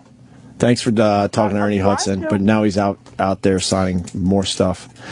Well, tell him I loved him in the movie Ghostbusters. You had that opportunity. He's gone now. Okay, but just tell him that I loved him in the movie. I heard you. He came back every in. Once in a while, if Shut I up. Lady Di. I heard you. He came back in. Here's your chance. Go quick, because we got to end the show. We got Chris DiStefano. We got to say goodbye to him. He did a great job for us today. Thank you. Okay. All right. Eddie? Did you hear this bitch just called me Eddie? It's Ernie, bitch. Ernie. I said that already. All right. Let me tell you something right now. Say you're sorry. You. I loved... I'm sorry. I loved you, and I loved all the other He left, Di. He left. He left. He left. That was it. You had your chance. Oh, how come he keeps on calling me a bitch? Because you insulted him. You called him Eddie. You called him Eddie Murphy or something, or Eddie Hudson, or... Oh, no, I didn't mean to do that. And then you insulted him with the slime thing. Yeah. Because you know what? You were right. He didn't want to do the slime thing. Yeah, he felt it was racial. The what thing? Racist. The slime racist. thing. He felt like the movie didn't need the slime shit. Hold on. Well, I did not like that part of the movie. Well, don't tell him that, because he didn't want to do it. Yeah. Well... What do you want? You know, I mean... What do you want? It's Ernie. It's Ernie. Stop interrupting, bitch. It's Ernie. What do you want? Ernie. The scene you did on the subway train. All right, with the slime and everything like that. Stop mentioning the slime. I told you that was racist, bitch. That's not racist. It is racist. I don't like it. Well, I didn't like it either when I saw it. Yeah, well, you shouldn't be mentioning it, bitch. And yes, I know I sound like Foghorn Leghorn. Well, why do you keep on calling me a bitch? Because you're acting like one. You're a racist. I am not a racist. What is it? You're a racist bitch. I'm a racist. No, I'm not. Everyone says you're a racist bitch. Even that fat boy I was signing 40 things for outside. Lady, I apologize. I apologize. I told Ernie you were a little racist. Just a little. I said a little. Racist. So he's a little upset about that. Little? I said a little. You keep mentioning the slime thing. No, forget about the slime thing. Okay? I saw the movie, and I thought the movie was, fantastic. I mean, the movie is old right now, but I saw that. He left, Di. I don't know. I think he's still there. No, he's outside. It's the best of the week. Welcome to Opie Radio Accelerated. A look back at everything that happened this week in the world of Opie Radio. Featuring Opie, Jim Norton, My Wife Hates Me with Rich Voss and Bonnie McFarlane, Sam Roberts Friday Show, Weird Medicine with Dr. Steve, The Joe Rogan Experience, It's Eric Nagel, Friends of the Show, and more. Opie with Jim Norton. Like on Tinder's a great gauge of what's in an area. And I'll be honest, what I saw on Tinder, Syracuse, not promising. Really? No, none for me, of course. But I mean, you're still swiping. I'm swiping.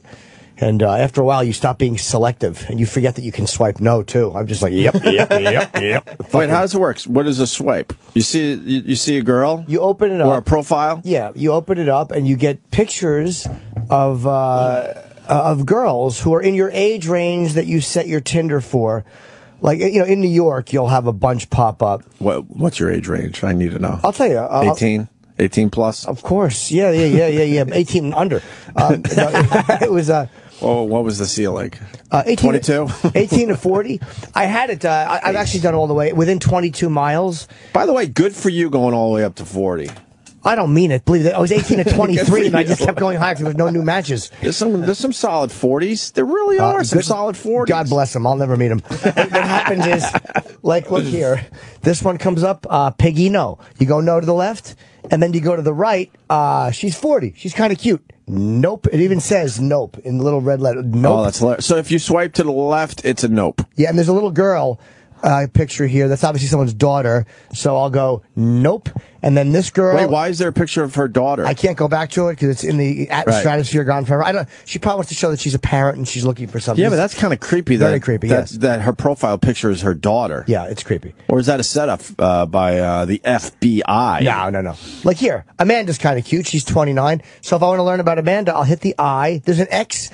And there's a red X and there's a green heart. Mm-hmm. You could do those or you can do the swipe. And then when you... Where the fuck? I lost them. Oh, nerds. I'll click on info. And then if she has some more pictures, I can swipe through her photos. And I can see, like, wow, she's kind of cute. Right. So I'll click the old heart like. Right. And if they happen to be going through my photos and they like me, let's be honest, the odds are not high. How many likes you get? Not many. And were they piggies? What was the quality girl that said yes to Jim Norton? Well, a lot of times, our first instinct is the correct instinct, and you might have had a good instinct there. Piggies? Yeah. No, there's a couple of cute ones. Actually, a couple. I'm not pulling in Troy Kwan numbers, but I'll tell you one thing I made a mistake, was that I set my age, honestly. I'm 46, and I said I was 46. A lot of these girls, what was his name, Adam Duritz? Yeah. Is on Tinder trying to meet girls. And he said he fucked up because he made it his real age, which is 50. So a lot of girls don't even see you because they set their age probably, 25 to 35. Right. They don't even look about 40.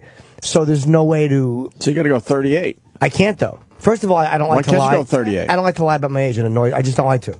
But Why? You're I just also trying to get your prick sucked. No, dude, if I would have known that if you're in the game of just getting your prick sucked, all bets are off. Well, this is why I should have lied to get my prick sucked. You're not wrong. Because they say... You set your birthday, and this is the last chance you'll ever have to set your birthday. Oh. They let you know. Oh. They're warning you, hey, dummy. And I'm like, wow, this is 1968. So stupid. So dumb. Can you delete that and start over somewhere? Nah, I don't think so. Oh, they tried to warn me. They tried to warn me. So if I'm getting this right, a lot of girls aren't even going to see your picture. Not even going to see because their age range is set lower. But a lot of them, I should have done 39. I would have went 37, 38 probably. Well, I figure they just go to 40, but yeah. Because 39, then they're like, all right, he's obviously well over 40 if he's, saying 39. I'm not worried about it, though. It's like, it's more like I got a few hits here and there. I had gotten none for a long time. Right. And, all right, it's promising then. But I'm not, Troy Kwan is, he really had me sold on Tinder. But then again, I need a Troy Kwan profile photo. I don't have a Troy Kwan. Can you change your profile pic? Oh yeah, I do. You All can right. pull them up from your face. So why don't we get a little photo shoot going and get the proper Tinder picture for Jimmy today? I have a good Tinder picture. You do? Yeah. It's not you licking cum off your hand, is it? No. Okay, because that might be a turn off. It's a Tonight Show picture. Believe me, you start doing whatever you got to do.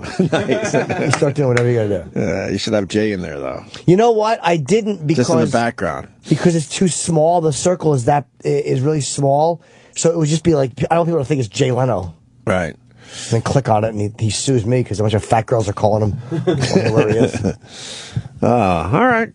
So you're on Tinder and it's a slow start. Yeah, it's kind of what I expect. I had higher hopes for Tinder. I really did, man. I'm like, this will be fucking great. I'll be swimming in puss. I figured I'm going to go up to Syracuse and just be in fucking box heaven. Pick at the litter. You've only been on it 3 days. You got to give it a little time. Yeah, but it's instant. It's like they're on right now. They can like my picture right now. Do they? No, they don't. Oh, wow. They don't even see my fucking picture. Oh boy. They don't even see it. Sam Roberts Friday Show. Wait, so you would just like touch people's penises like as a greeting? Like you'd be like, "Hey, how are you?" and just kind of give it a grab? Yeah. Nice. You shouldn't do that. It was like my opener. You know, a lot of people feel that's a violation. Yeah. Yeah, I know. There are a lot of people. I know now. Sexual harassment, and But they I don't haven't have to done keep it in like a decade. How long did you do it for? A long time. Yeah, see, that's the thing. How many But penises? I felt like in comedy though, it's okay that like you can do it to like comics. So then Judah should probably be fine with it. Were any comics not okay with it? Yeah, a lot of people. Like who? A lot of people. Come on. Like who was not cool with you touching their dick? Well, Duncan Trussell didn't like it. He didn't? Do you know who that is? Yeah. Yeah. Did Ari he hit you? Shaffir, I don't think he liked it. Ari Shaffir beat me up. Ari Shaffir beat you up? Oh, you didn't know about that? I didn't. What? Tell me. Yeah, he beat the shit out of me 3 times in a row. That's awesome. I mean, to the point where I was bleeding out of my face. You had a black eye or 2 black eyes? He was bleeding out of his face, Nicole. Kind of amazing. Yeah. 3 weeks in a row, though. Do you get along with him now? Oh, yeah. You're cool now. Yeah, I'm doing his Comedy Central show, that storytelling show. Well, that's very nice of him. Why did he beat the shit out of you 3 weeks in a row? Oh, my God. It's so intricate and so deep and so fucked up. Tell me. So Ari Shaffir was a comic that I knew. We were friends, you know, and then he was living with a girl named Natasha Leggero, who was a comic. Right. And they were in love, and which is weird because he's like 6'4", 6'3", and she's like 4'9". Right. So basically, she was his pocket pussy. You know what I mean? Like he would just grab her out of his pocket and he'd go, like that, right? Right. So then what happened was I was on Mad TV, and there was an actor on Mad TV by the name of Ronald Peterson. Which one was he? No one knew him. Okay. Yeah, he was on it for like He 2 wasn't years. Stewart. He wasn't Will Sasso. He was just Okay. a white dude. All right. Some white dude from Canada. So Ronald was at the Comedy Store with me one night, and he saw Natasha perform in the belly room, which is one of the rooms at the Comedy Store. Oh. And he goes, "Hey man, I really like that girl." I go, "She's dating and living That's with my what friend Ronald Ari." sounded like? Yeah, that's what to me. Okay. That's what he sounded like to me. Okay. Hey man. So anyway, I go, she's dating my friend Ari. He's like, "I don't care, man." Right? So then I went downstairs to perform. He said that? Yes. I've never heard a dude actually say, like, flat out, I don't give a shit who she's dating. I'm into her. Well, I know, but that happened though. That's a bad person. He's Canadian. Yeah. So go on. So I guess when I was on stage downstairs, he had walked up to her and, they exchanged numbers. Why'd she give him her number? I don't know why. Okay. Okay. So then I didn't know anything about it until like 2 months later where Ari calls me and goes, "Yo, dude, who's this Ronald Peterson?" I go, "What do you mean?" He goes, "Well, apparently he's been taking Natasha out on dates. Like took her to the opera." What? Took buy her flowers. But did Natasha live with Ari? Yeah. And then she left. She left. She left him? She's out of here. Who actually goes to the opera? Side note. Ronald does. Okay. Canadians. Hey guys, you want to go to the opera? Yeah, let's go to the opera. So then Ari goes, "You did that." I go, "I didn't." Like he thought you were a matchmaker to his live-in girlfriend? He thought that I'm the one that, because Ronald was on Mad TV. So I go, "I didn't do it." He goes, Did you say it like whiny like that? Yeah. He goes, "Prove to me. Prove to me you didn't do it." I go, "What do you want me to do?" He goes, "Go into Ronald's office at Mad TV and retrieve his emails to Natasha." I can't do that. And he goes, "If you don't do it, then you're the one that did it."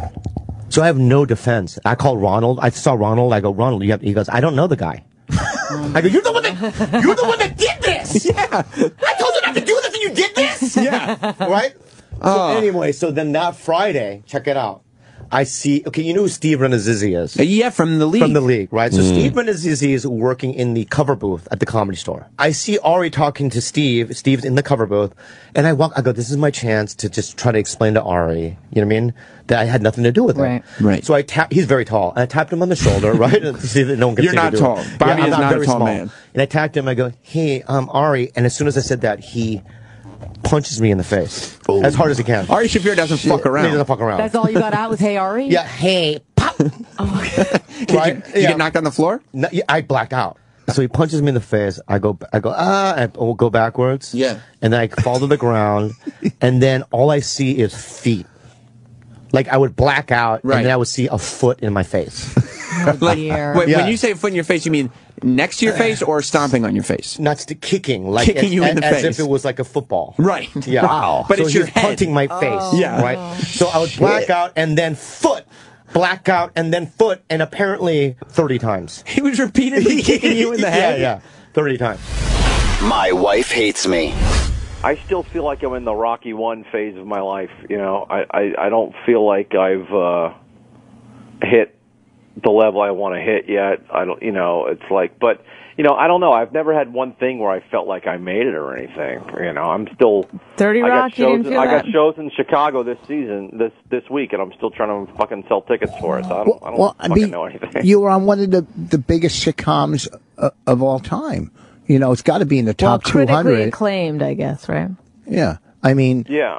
And your role on it had to be great. I mean, how much you do 3-4 lines, some episodes a lot You're more. playing basically yourself to a large degree, right? Yeah, I don't know. I looked like me on it, but I think my character was quite a bit different than than what I did during stand up. But it was great, you know. But it was frustrating too, you know, because some weeks you get to do a lot. Some weeks it's like you're sitting on the bench, and then sometimes, you know, you can do the lines the way you want to say them. Sometimes you got to say the lines not the way you want to say them, and you're like, well, I don't agree with that, but that's what they want, so you do it. You know, Right. So it's just, and then, but I mean, and I don't have a problem with that. It's more people thinking, you know, since I look so much like me on it, people think, oh, that is you. Right, But right. You realize, oh no, there's actually, I do a lot of other things, you know. But so it's a blessing weird and a how it can, curse. like, Yeah. it can expose you, but it can pigeonhole you at the same time. So that's something you always got to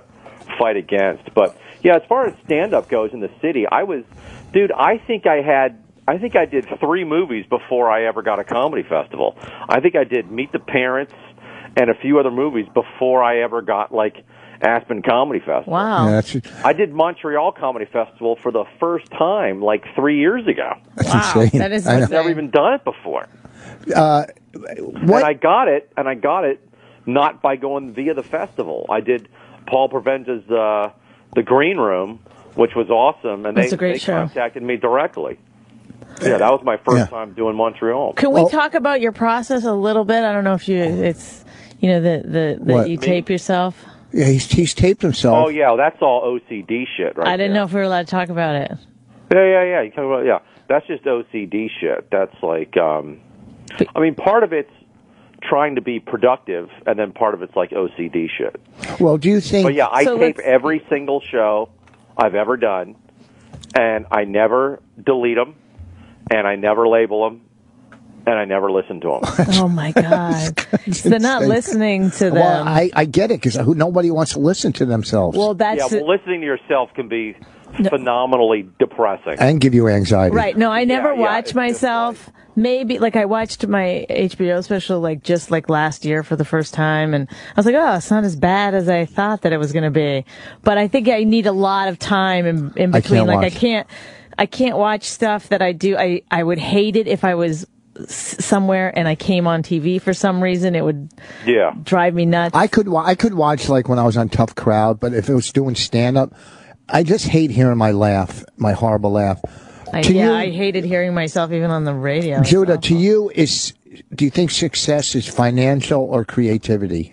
Creativity, 100%. Okay, so would you rather do stand up or act? Like if you had a choice where you could, not even close. Stand up's number one. Stand up's number one. That's why I still feel like I haven't made it, because I haven't made a big impact on a national or worldwide level stand-up wise. You know, so that's as far the as, thing. Like comics know me. A fair amount of audiences know me, but you know, I haven't put out any specials, any albums, and that's where you really. But why haven't you? I think it's all just it's a mix. It's a mix of lack. It's a few things. It's one being, getting sidetracked. ADD, getting sidetracked, and being busy with many things. Filming. When I was doing 30 Rock, it's hard to. It's a lot of hours. It's hard to work on things. And how many seasons was that? I turned them down a few times. I turned down those Comedy Central half hours 2 or 3 times. I turned down one of their hour specials once, and then I think a Netflix thing I turned down. But why did you do that? Just you didn't feel like you were... were... It was creative reasons, and it was legal reasons. Opie with Jim Norton. I did one show, the first stand-up show I was supposed to do, I did it. It was, the people are trying to listen to me, but it's chaos outside. Girls are flashing me inside. They're just pulling their titties out because you can do whatever you want. It's whatever USA. Nobody gives a fuck. So then they were supposed to do the next show, and the people were like, you know what? Forget the next show. Let's just have a talk. Let's hang out. It doesn't matter. Bud Light's happy. They're happy. Everyone's here. Nobody cares. How do they get this past the townspeople? Okay, so the thing was, the media made it seem as if the town was really upset that Bud Light was coming in. That wasn't the truth at all. These people the town got a substantial amount of money to have this event. It was for how long? It was from Friday at 5 p.m. to Sunday at 3 p.m. Okay. So so it was a short event. The town. This is how small the town was. The mayor of the town was driving me and the other performers around in his minivan, taking us to the different locations. Like, it's just a small ho-dunk town. Right. So they got, the mayor said 4 times as much money as they make a year in a weekend. Right. And they had a great time. I mean, they had this massive King Kong statue that somebody carved a butt into and gave balls to. That's just in the middle of their city now. That's just gonna have forever. These artifacts. This town is such a sleepy little town in the middle, and it's a ski town. So in the summer, they literally have nothing going on. So this town, it was amazing. I saw when I saw the piece on TV, they were painting the roads blue. Right. What else did they do? They painted the roads blue. They got rid of every other beer, obviously. So wherever you went, all it was Budweiser. It was out. It was out wherever you did. It was out. Every restaurant, participated. So because you got these wristbands and everything was free. So you went into a restaurant, they had a specific Bud Light menu. You get Bud Light, any type of fountain soda and water. That's all free. And then whatever food that restaurant served, they had a list of items that you could pick, and it was just all free. They put, hot tubs and sand in the middle of the street. They made a beach. They had people getting shot out of cannons, human bowling, bacon making classes, everyone smoking pot, people just taking their clothes off, and the cops are basically just giving you a high five, it's whatever USA. Where'd you sleep? We slept outside the confines of whatever USA, because only 3-block radius was where the hotels were and where the houses where the performers stayed. So I stayed in some lodge cabin that was Yeah, they didn't give you a hotel. I don't know. Because the contestants, I can imagine they only have one hotel. Yeah. Because the mayor was saying that there's never been more than at the height of their peak ski season was 2,000 people would ever be in this town. Right. There was 5,000 people there for whatever USA. Why didn't Budweiser pick Ferguson for this? They should have. Want to talk about whatever? Yes, they have to call it whatever, motherfuckers. right. Dude, it was so funny. Vanilla Ice starts performing, right? And he plays Go Ninja, Go Ninja, Go, and then he plays Ice Ice Baby. Oh, he did play it. Yeah, and then we were I think people were wondering if he was going to play that one or not. Yeah, he played Ice Ice Baby, and the whole town was there. Yeah. And then after that's done, he goes, I want you guys to hear my new stuff. And we were like, fuck you, dude. We were like, I don't care about anything else. And people were literally walking away. And then he would try to do one of his new songs, and we would just go din din din din din. In the middle of his, we were heckling his songs, and then he was like, you just want me to play Ice Ice Baby one more time? We were like, yeah. And then he just played it again, and then the town exploded. Humiliating. Nah, just to hand out vanilla ice cream, he was like, how great is my life, man? I was like, you have the best life. Right. Yeah, and people loved it. People love him. Mm-hmm. I love him. It was great. That sounds like a blast. Dude, it was so much. Lil Jon just was on the DJ booth just yelling like, white people scream. Yeah. But, yeah, I mean, they had like these I can't believe you went rhinos. because I saw this on TV. I'm like, that looks cool as hell. Dude, it was so much fun. It was like, you know, because like you go into this, you know, when we went up to where their house were and the hotels were, it's like so quiet, beautiful skies. You see eagles, and then like you get into this town and it's just the eagles are dead. The things are blowing up. People getting shot out of cannons. They had bombs that you would throw up and it would explode like into Skittles or some type of candy, and you would just get hit in the face with candy. It was like, woo! Like everybody, like you could get your nipples pierced. Like people were. My manager is like a guy in his late 40s, lost his fucking mind, right? And was just like, they had this weed out there called Death Becomes Her, and we were like, what the fuck is this? And they said the guy they named it that because somebody smoked it, and they started reciting lines from that play, Death Becomes Her. They had this other one called Oh Shit, where you just smoke it and you're like, fucking oh shit, it's crazy. They had weed juice. They had you know, anything that you could eat had some type of weed in it because it's all legal in Colorado. So it was weed and Budweiser. Casey and the Sunshine Band showed up and started playing, and we were like, holy shit. Casey was like literally like disheveled on the side of the road after his concert. We were like, holy shit, dude, are you gonna die? How random. Dude, it was sick shit. It's Eric Nagel. Douglas in New Hampshire wants to talk The Punisher for a quick second. Yeah, go for it. I know there were two different Punisher movies. I don't know does Marvel still own The Punisher? I think Marvel does have the rights to The Punisher. I don't know that they're going to bring him back anytime soon, although, you know, he does have a potential future role in Captain America's storyline somewhere down the line, but whether or not they bring him back, I don't know. I think at one point they have to because his merch does sell very well. You still see a lot of people buying the toys and wearing those shirts. Absolutely. So maybe just for that alone, they may say, look, we'll work him in somewhere just so they can put more merchandise out. I like the Thomas Jane Punisher movie. I thought it was very good. Thanks. Thanks, Doug. Remember when we saw Thomas Jane at New York Comic Con looking all disheveled? It was before he started Hung. Hung. Yeah, he was shopping for comic books. He looked like a homeless guy. He had the gloves where the fingers were ripped off. He had one of those old pork pie hats on and a trench coat with the collar up. And looking just like he was panhandling, but he was just checking out T-shirts. Yeah. So like, oh my God, it's Thomas Jane. Yeah. Hey, could we get a photo? Yeah. And then he wouldn't talk to us the rest of the con. We have to move back over to Marvel right now. We do? I got a chance to speak to Anthony and Joe Russo. They were the directors of Captain America 2, The Winter Soldier. So you guys are here. You're promoting Captain America 2. I don't think there's any spoilers at this point as far as Captain America 2, unless you just haven't seen it, which, by the way, go out and buy the Blu-ray. There's stuff in the middle of the credits, stuff at the end of the credits, which all ties into the Marvel Universe. But there was a scene where you guys used the name Doctor Strange. Was that just a nod towards the fans, or is it tying into other things? We're guys who love Easter eggs. Not only do we love comic books, we've been collecting comic books since we were kids, but, you know, we worked on shows like Arrested Development Community where, you know, it was our job every week to bury, you know, pop culture Easter eggs in the shows, and our brains just think that way. So we have the opportunity to name drop some superheroes, and we were pushing for Doctor Strange to be one of them. Right. We knew that he was in the development slate at the time, and they said we could do it, so we did it. Well, then at the other end scene, then with the twins.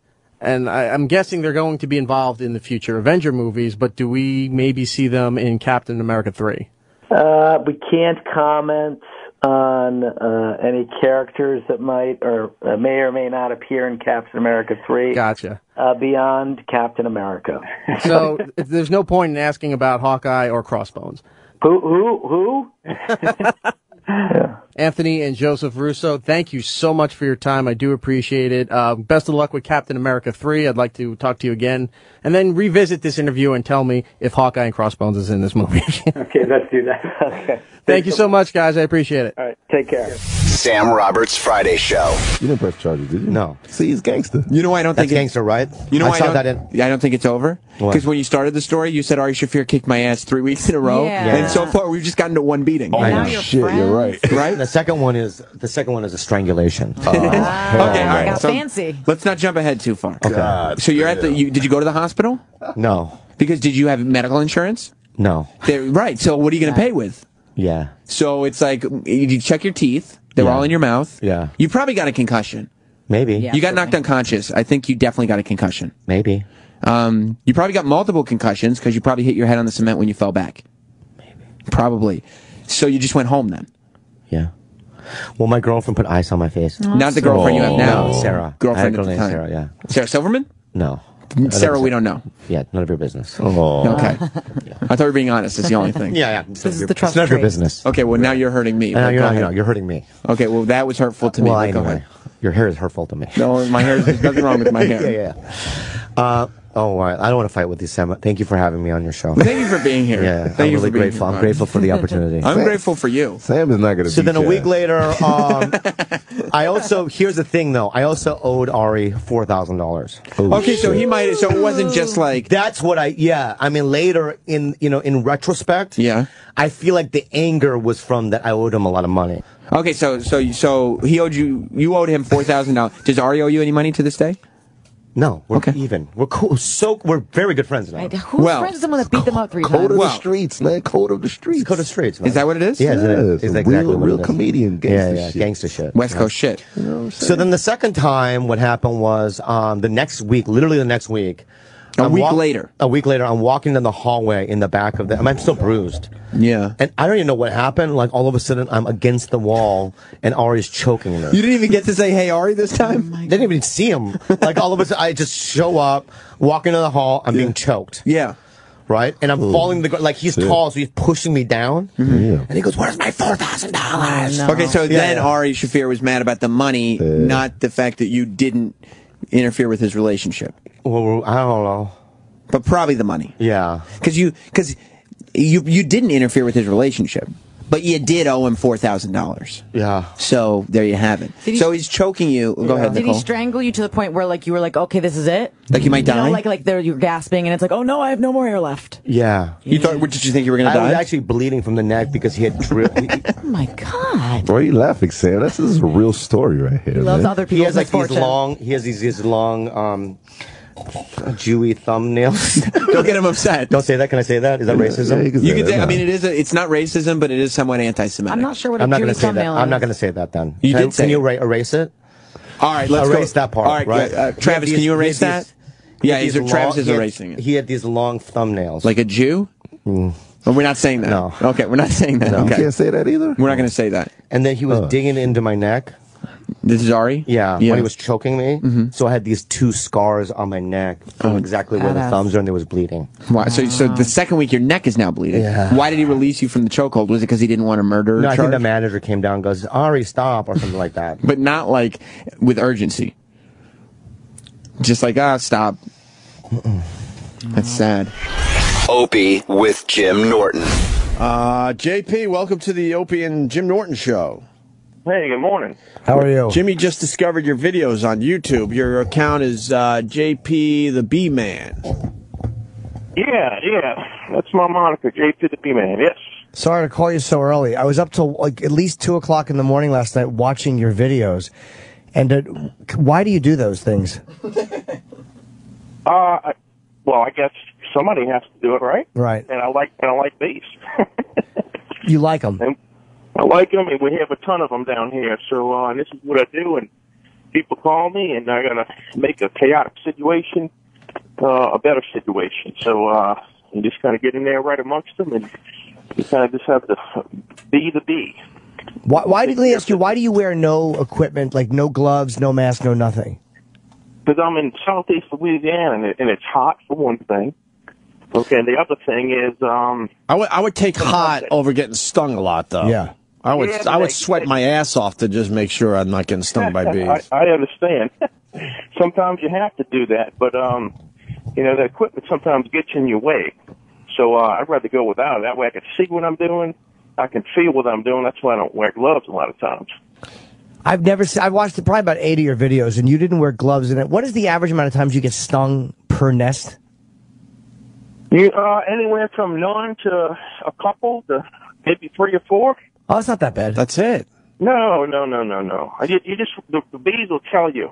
They'll give you signals, you know. So you just kind of have to be aware of what they're trying to tell you, and you'll keep your butt out of trouble most times. Wait, well, you gotta explain that. What kind of signals do they give?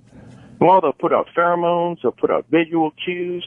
They'll kind of headbutt you sometimes, fly around your face, and they're telling you, hey, back off. You know what I mean? So you have to observe that. If they're not really doing hardly anything at all, that they're really, just chilled out bees. And you pretty much do what you want. Just like the cat, you step on its tail, it's going to bite you. Right. But you're actually carving the hive with a box cutter. Like, how does it be look at that and go, all right, this guy's okay. Yeah, he's cool. Cutting our house in half. Right. Yeah. Well, they don't always enjoy that, but no, you use that smoker, and what the smoker does is it'll kind of mask their alarm pheromone they put out that actually smells a lot like bananas. And I'll use that smoker, and you can move the bees with it, and then it kind of keeps you out of trouble. And then you just petal this section of comb, and I'll take that out. And some of those younger bees are on that comb, and our hands put out warmth, and so the bees will kind of move out of the way from your fingers.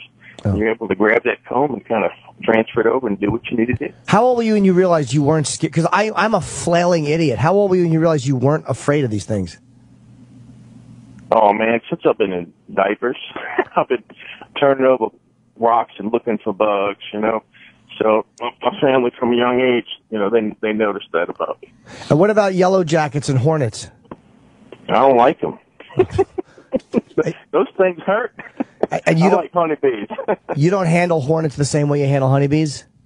Not necessarily. I don't necessarily save yellow jackets. I'll be honest with you on that. Okay, you go in there, you actually killed the nest. I'm not opposed to it, though. Yellow jackets are way nastier, obviously. Oh, they'll get you. Really? But I have bee vacuums and things like that, and if somebody wants me to relocate a yellow jacket nest live, I'll do it. Yeah, but will you actually go in there with no gloves on? I would suit up for yellow jackets. I would definitely suit up for yellow jackets. Oh, you would? They're not as nice as honeybees. What makes them? Why are they angrier? Well, for one thing, honeybees will lose their stinger when they sting you. Right. With a yellow jacket, they can just keep on stinging. So it's a defensive thing, and then they know what's going on. Whereas, and you'll get different opinions on this, but I happen to have a theory that quite possibly that maybe it's innate that honeybees maybe have a sense that if they lose that stinger, they're going to die. And I can't prove that, but maybe that's why they give out warnings. Now, Africanized bees are a whole different story. They're just, they're kamikazes. They'll give it up to protect the colony. So yellow jackets, wasps, things like that, they don't have that innate sense because they don't lose their stinger. They just keep on coming at you. So you need to be full protected or get out of there. So they can be pricks, whereas honeybees have to know that they're going to probably drop dead if they do it. That's true. Yeah, so they got to really think it over before they decide to go down that road. In one of the videos we were watching this morning, you were kind of doing that noodling thing. We've seen the noodling videos over the years, but in your case, you were sticking your whole arm without a long sleeve shirt on right into the tire, and you were feeling around. That's crazy to me. Yeah, it's crazy to you, but it's actually pretty typical, normal for me, though. But I mean, why wouldn't they sting you if they feel a human hand in their space like that? Well, again, I'm feeling with that hand, even though I can't see up in there. I could, and again, that's another perfect reason, if you can, to go without gloves.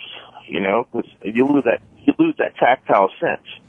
And so I'll put my hand in there and just and I could feel the bees kind of getting out of the way, and two of my hands are just on that comb piece, just kind of pull it out. And you tussle their little heads a little bit. Say, I'm here. Oh yeah, I'm your friend. I'm here to do good. Yeah, you shake. It's fun to watch you shake a bunch of active bees. So if you start flailing, that will piss them off.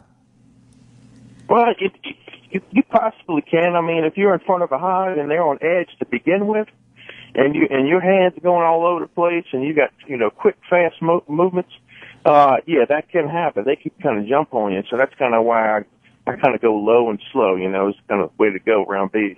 Right. All right. How can people find your videos? It's J the Bee Man. JP the Bee Man. JP the Bee Man on YouTube. JP the Bee Man. Yes. Yeah, JP the Bee Man. You can even just go on Google and probably type in JP the Bee Man. Something probably come up. Because I got quite a few on there. Have you ever thought of a reality show? Well, I'm sorry? Have you ever thought of a reality show? Because I would watch this if a guy who rips apart beehives with his bare hands. Well, there's been a lot of interest. So maybe one day, something will pop up. You never know. Yeah, you got to look for it, Your videos are entertaining. I'm going to watch a few more tonight.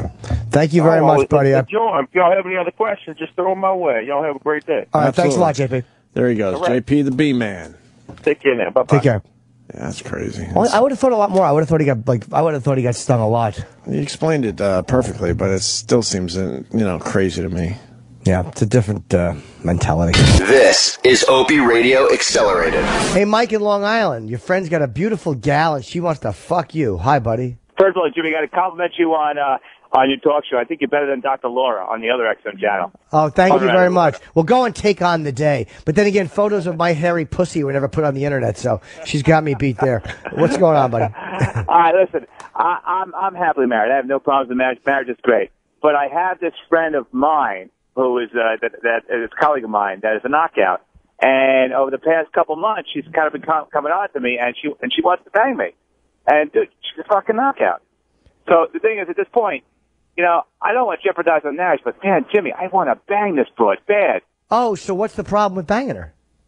Well, I'm married. I don't know if I do. I corset pants or not corset pants. And the thing is, if I do bang her, my biggest concern is, can we recoup from that? Will she be able to just be, okay, it was a bang and that's it? Or will it go longer than that? And will I wake up to a boiling bunny in my house or something like that? That's exactly. Do you think she'd eat your ass behind the copy machine? That's the real. Absolutely. Maybe you could just start with a little ass eating.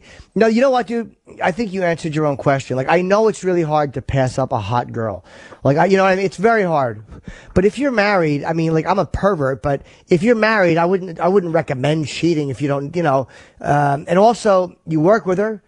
And also, she might freak out. Like, there's a lot of things that could go wrong, and the only thing that could go right is that you get to come. But the things that could go wrong is you have to see her every day. She builds up a resentment because she's built it up in her head that she's more than that. I would say stay away, man. There's too many things that could possibly go wrong and fuck your marriage up, or your job. That's a good point. That's a good point. Good point. Yeah, there's too much to risk, dude. This is not going to be a one-night stand. This is going to get messy probably fast, and I think your instincts are telling you that. So my suggestion would be to stay the fuck away. Just jerk off thinking about it. Nothing wrong with that. That definitely sounds a hell of a lot better. Jimmy, that's why you're better than Dr. Laura. I love you, man. Be good, buddy. Weird Medicine with Dr. Steve. Dr. Steve, I heard a guy calling last week asking for some tips on tinnitus and tetanus, whatever the hell they call it, the ringing in the ears.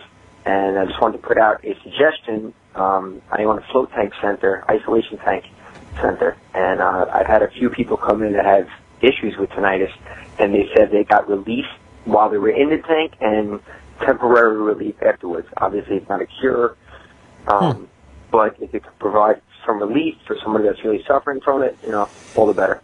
Yeah, I mean, interesting way to get a plug in. Although he didn't give the name of his company, but for his discipline, that guy owns isolation tanks. And he says that people, and by the way, this is purely anecdotal, but feel free to try it if you've tried everything else. This will not hurt you. No.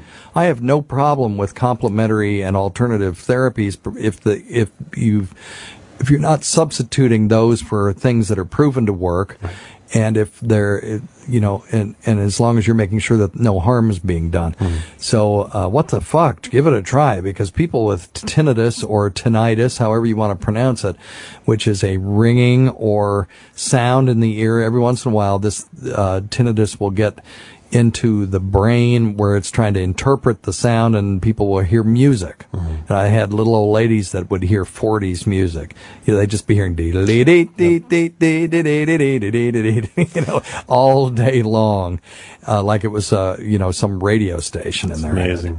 And so the isolation tank, he says they get some relief while they're in there, and then some relief, and it may just be coming from profound relaxation as well. Mm-hmm. Yeah, I was going to say, I don't know how they do that. I mean, we treat it with the acupuncture with herbs in a lot of cases pretty effectively, but you know, I've always wanted to do an isolation tank. Yeah, me too. I've never done it, but I think because I love to do my meditations and I love to do my isolation thing. But pure sensory deprivation. Cool. That would be cool. And it's all body temperature, so you don't feel cold or warm, and it's saline, so you're floating, so you don't feel the effects of gravity. And you have your earplugs, and they get all the smells out of there, and people enter these altered states while they're in that because we're just so used to being stimulated constantly, even when you're asleep.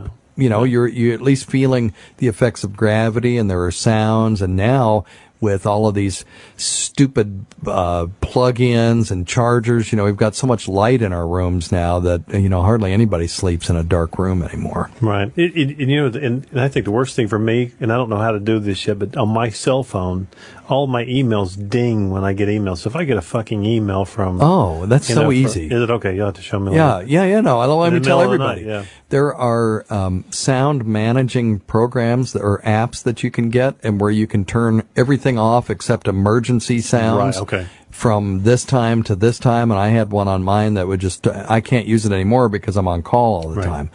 But you can turn emails down, or you can turn text messages down at certain times. We'll find one for you. Yeah, that's what I need. You do, because too much stimulation. Yeah, it's too much shit. Opie with Jim Norton. But a lot of shows are now going that route. Netflix, because Amazon, it's not a route. It's in the zeitgeist. Right. It's here. It has been here. The revolution is here. Right. This is Like a NBC, civil though. rights. This is a civil rights movement. I don't mean to take this way.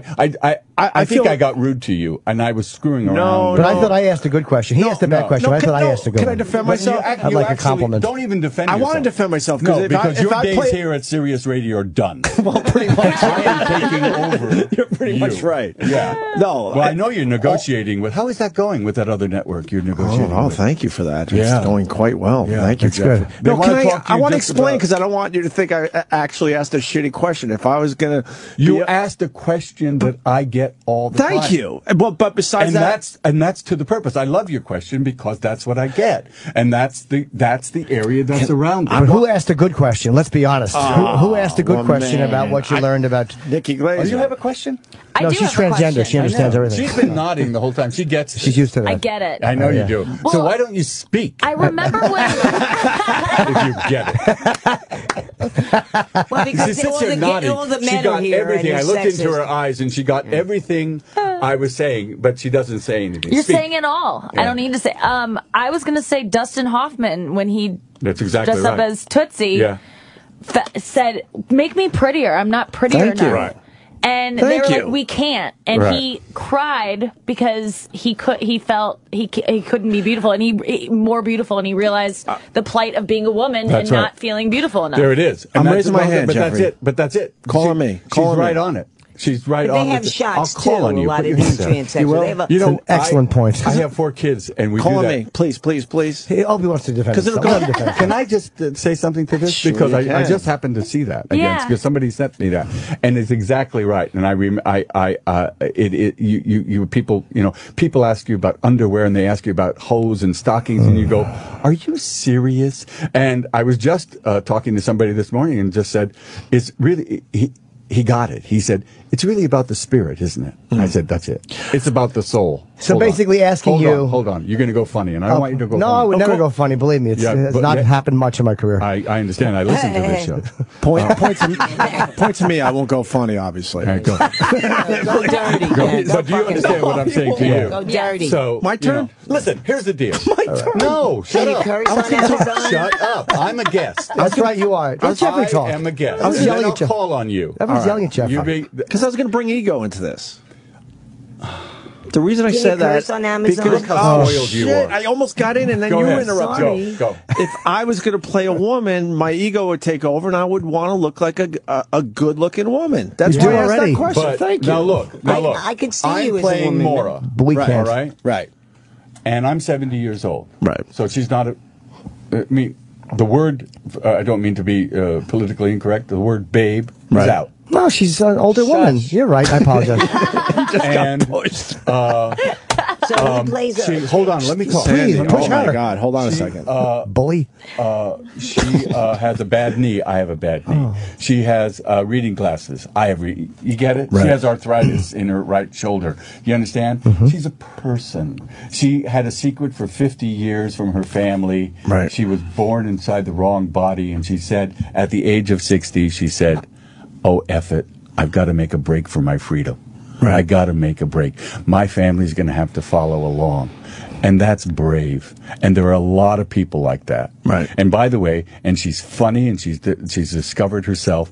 And, you know, I go around and I lecture to colleges, and I talk. I'm going next week. You know, I just came back from, you know, Las Cruces. I'm going to Iowa. I talk to kids, and I talk to them. I say, follow your dreams. Sure. Follow your your concept. Most kids are giving up their dreams now. You know, this is a woman who's found herself and is following her dreams. So at least she's a role model, and I'm very proud of her. I'm very. Yeah, go ahead. How far did you go with the role? Did you like wear undergarments and stuff? See, there you go again. That's your second question. That's a good question. He just said it. He just said that was one of the questions. One of the bad questions. I'm sorry. I'm not going there. You know. Okay, I apologize. No, but why I do you do have to- apologize. No, you don't. No, 'cause I you know you- apologize, but you have a shitty ass grin on your face. There's actors that you know they go far with their roles. That's bad. Okay, Get off there. All right, I'll shut up. Get on the other side. Why do you let that happen? He's yelling at Nikki now. It's not my show. But you know, in fairness, you are being mean to Open, and I asked a damn good question before. What do you mean? No, it's to the point. It's to the point. All right. Do we get to see you before you turn? You do 10 episodes all at once. It's binge going, and it's I'm 1/5 of the thing.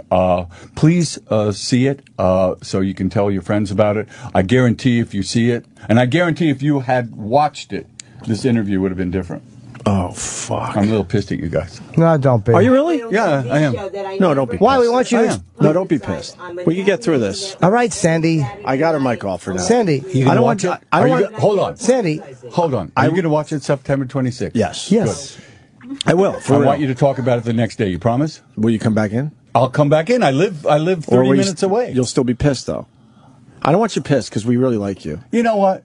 Maybe I got to tell you something. Oh no! What? This community, this trans community, is important to me. Okay. And I've taken the mantle, and so I have a responsibility. Fair enough. So I hate the easy question, you know. But I love you. But I'm going to teach you. Was Jimmy asking easy Jimmy's questions? an asshole. Although I will say, you're not wrong. But you know, Jimmy has been a big fan of the trans community long before you did. Have you? Yes. Have you really? Talk Yes. about it. There's nothing but talk about He it. talks about it on the show regularly. Yes. Well, Do you? Yes. All is forgiven. I'm going to stay. I had my hat on. Now I'm I going to stay. saw you go for the hat. I felt really bad. That's when why you I did asked that. you. No, did you? But yeah, You know, in a way, I'm glad that we have this conversation because this is the conversation. Sam Roberts Friday Show. So then Monday, I went to the bank. That's I when went they to, laughed because I at had me. money then.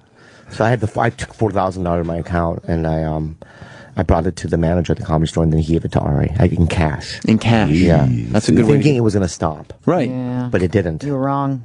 I was absolutely something even more crazy thing happened. Okay, so check this out. So the Do Monday you remember after you when get choked, Carlos yeah. Mencia used to have the show The Mind of Mencia on Comedy Central. Yes. Yes. Okay. Ari Shaffir had auditioned for Carlos' show. Okay. When you say Carlos, you mean Ned. Yes. Yes. So Ari had auditioned, and the producers gave him an acting job on it. Oh, that's great. No. But then that week, end of the week, Carlos came back into town. Yeah. And saw on the paper that he had got hired, and he knew about me being beat up. So he called Ari personally and said, I can't put you on my show. Because you beat up my friend Bobby Lee. Bobby Lee. There you go. You do have a friend. So, Oh no! then what happened was, now Ari's mad because he thought that I had called Carlos and said, don't put Ari on your show, right? Right. So then that Saturday, right, I was walking, I parked my car, he was waiting for me behind a car. Ari was. Yes. Oh, yeah. my God. So I'm walking backwards, like from behind, I'm walking forwards, and from behind, Ari runs up I hear footsteps, I don't know what the fuck it is, and I just hear, pop! Violent. And I fall to the ground, right? He punched you in the back of the head? Yeah. So then fair. I That's run, another- that's then I probably- run Yeah. Then I run to the office of the comedy club and I start calling the police. I'm scared. I'm crying because the last 2 times you ended up bleeding. Yeah, bleeding, right? And and everything's I'm trying to heal my face. You know what I mean? So I'm calling, and then Renazizi yanked the phone cord out of the socket, and he goes, "Dude, it's a Saturday. If they come, he'll be in prison for over the weekend or till Monday. Please don't do this." That's 2 nights. So then I look at the manager. I go, "Can you at least ban Ari from the club?" Yeah. And he goes, "We'll ban him for a month." Okay. What do you mean? Okay. He almost even more. He almost choked him to death. Right. But then check it out.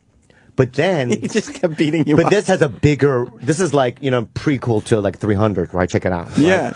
So because Mencia, right, told Ari that he couldn't do the show, Ari had a gigantic grudge against Mencia. Yeah. So when the Joe Rogan Mencia thing happened, Ari jumped on. Ari jumped on Joe Rogan, right? And they became allies, right? Yeah. And then the war began, Yeah. right? The war began between Mencia and Rogan. And by the right? way, I don't think I got stuck in the middle of that war because you talked some shit on video by accident. Well, you said it. I know. So with an that's how accident. it's sort of like the prequel to 300. So after Carlos, so you're the scumbag after all this whole story. No. Because after Carlos tried to save you, you went on the internet and talked shit about him.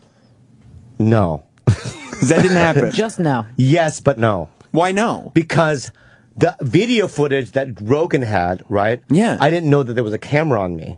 Okay. So when Rogan asked me, does Carlos steal? Yeah. I said, yeah. Right.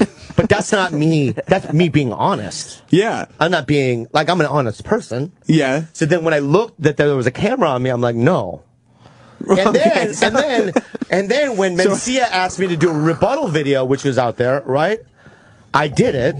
Uh-huh. And then that even got me in more trouble. Well, how could you rebut? So this whole thing is I'm the victim, you fuck.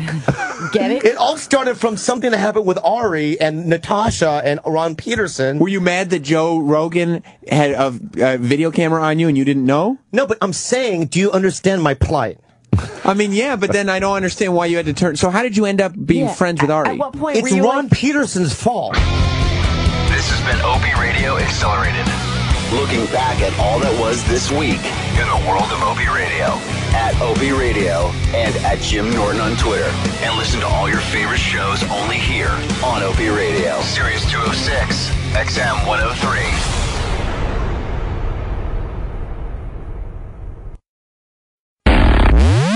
The best of the week. I used to get really excited when I'd see a limo and like it'd be cracked a little. And Fuck yeah, I'm always in it. And I think like somebody famous was in it. You know what I mean? Well, yeah, but most celebrities don't do limos anymore. We do though. You just ignore it. You just ignore it. Never gonna stop. Ignore what? Chip comes out and No, you just go right through it. I love it. No, because it was my. Like you didn't even blink. You were just keeping eye contact with me. I realize I have to now interact with him.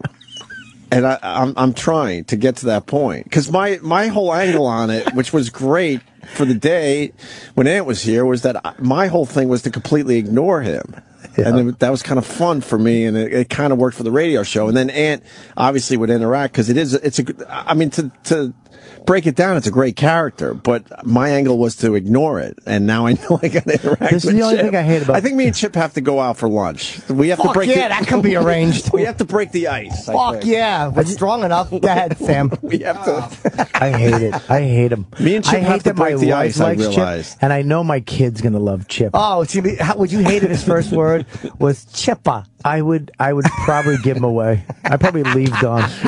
I'd fucking leave her. I hate my wife loves Chipper. When Jimmy first started doing, she does Chip. Really? Oh yeah. Anytime she can get a fucking Chip in.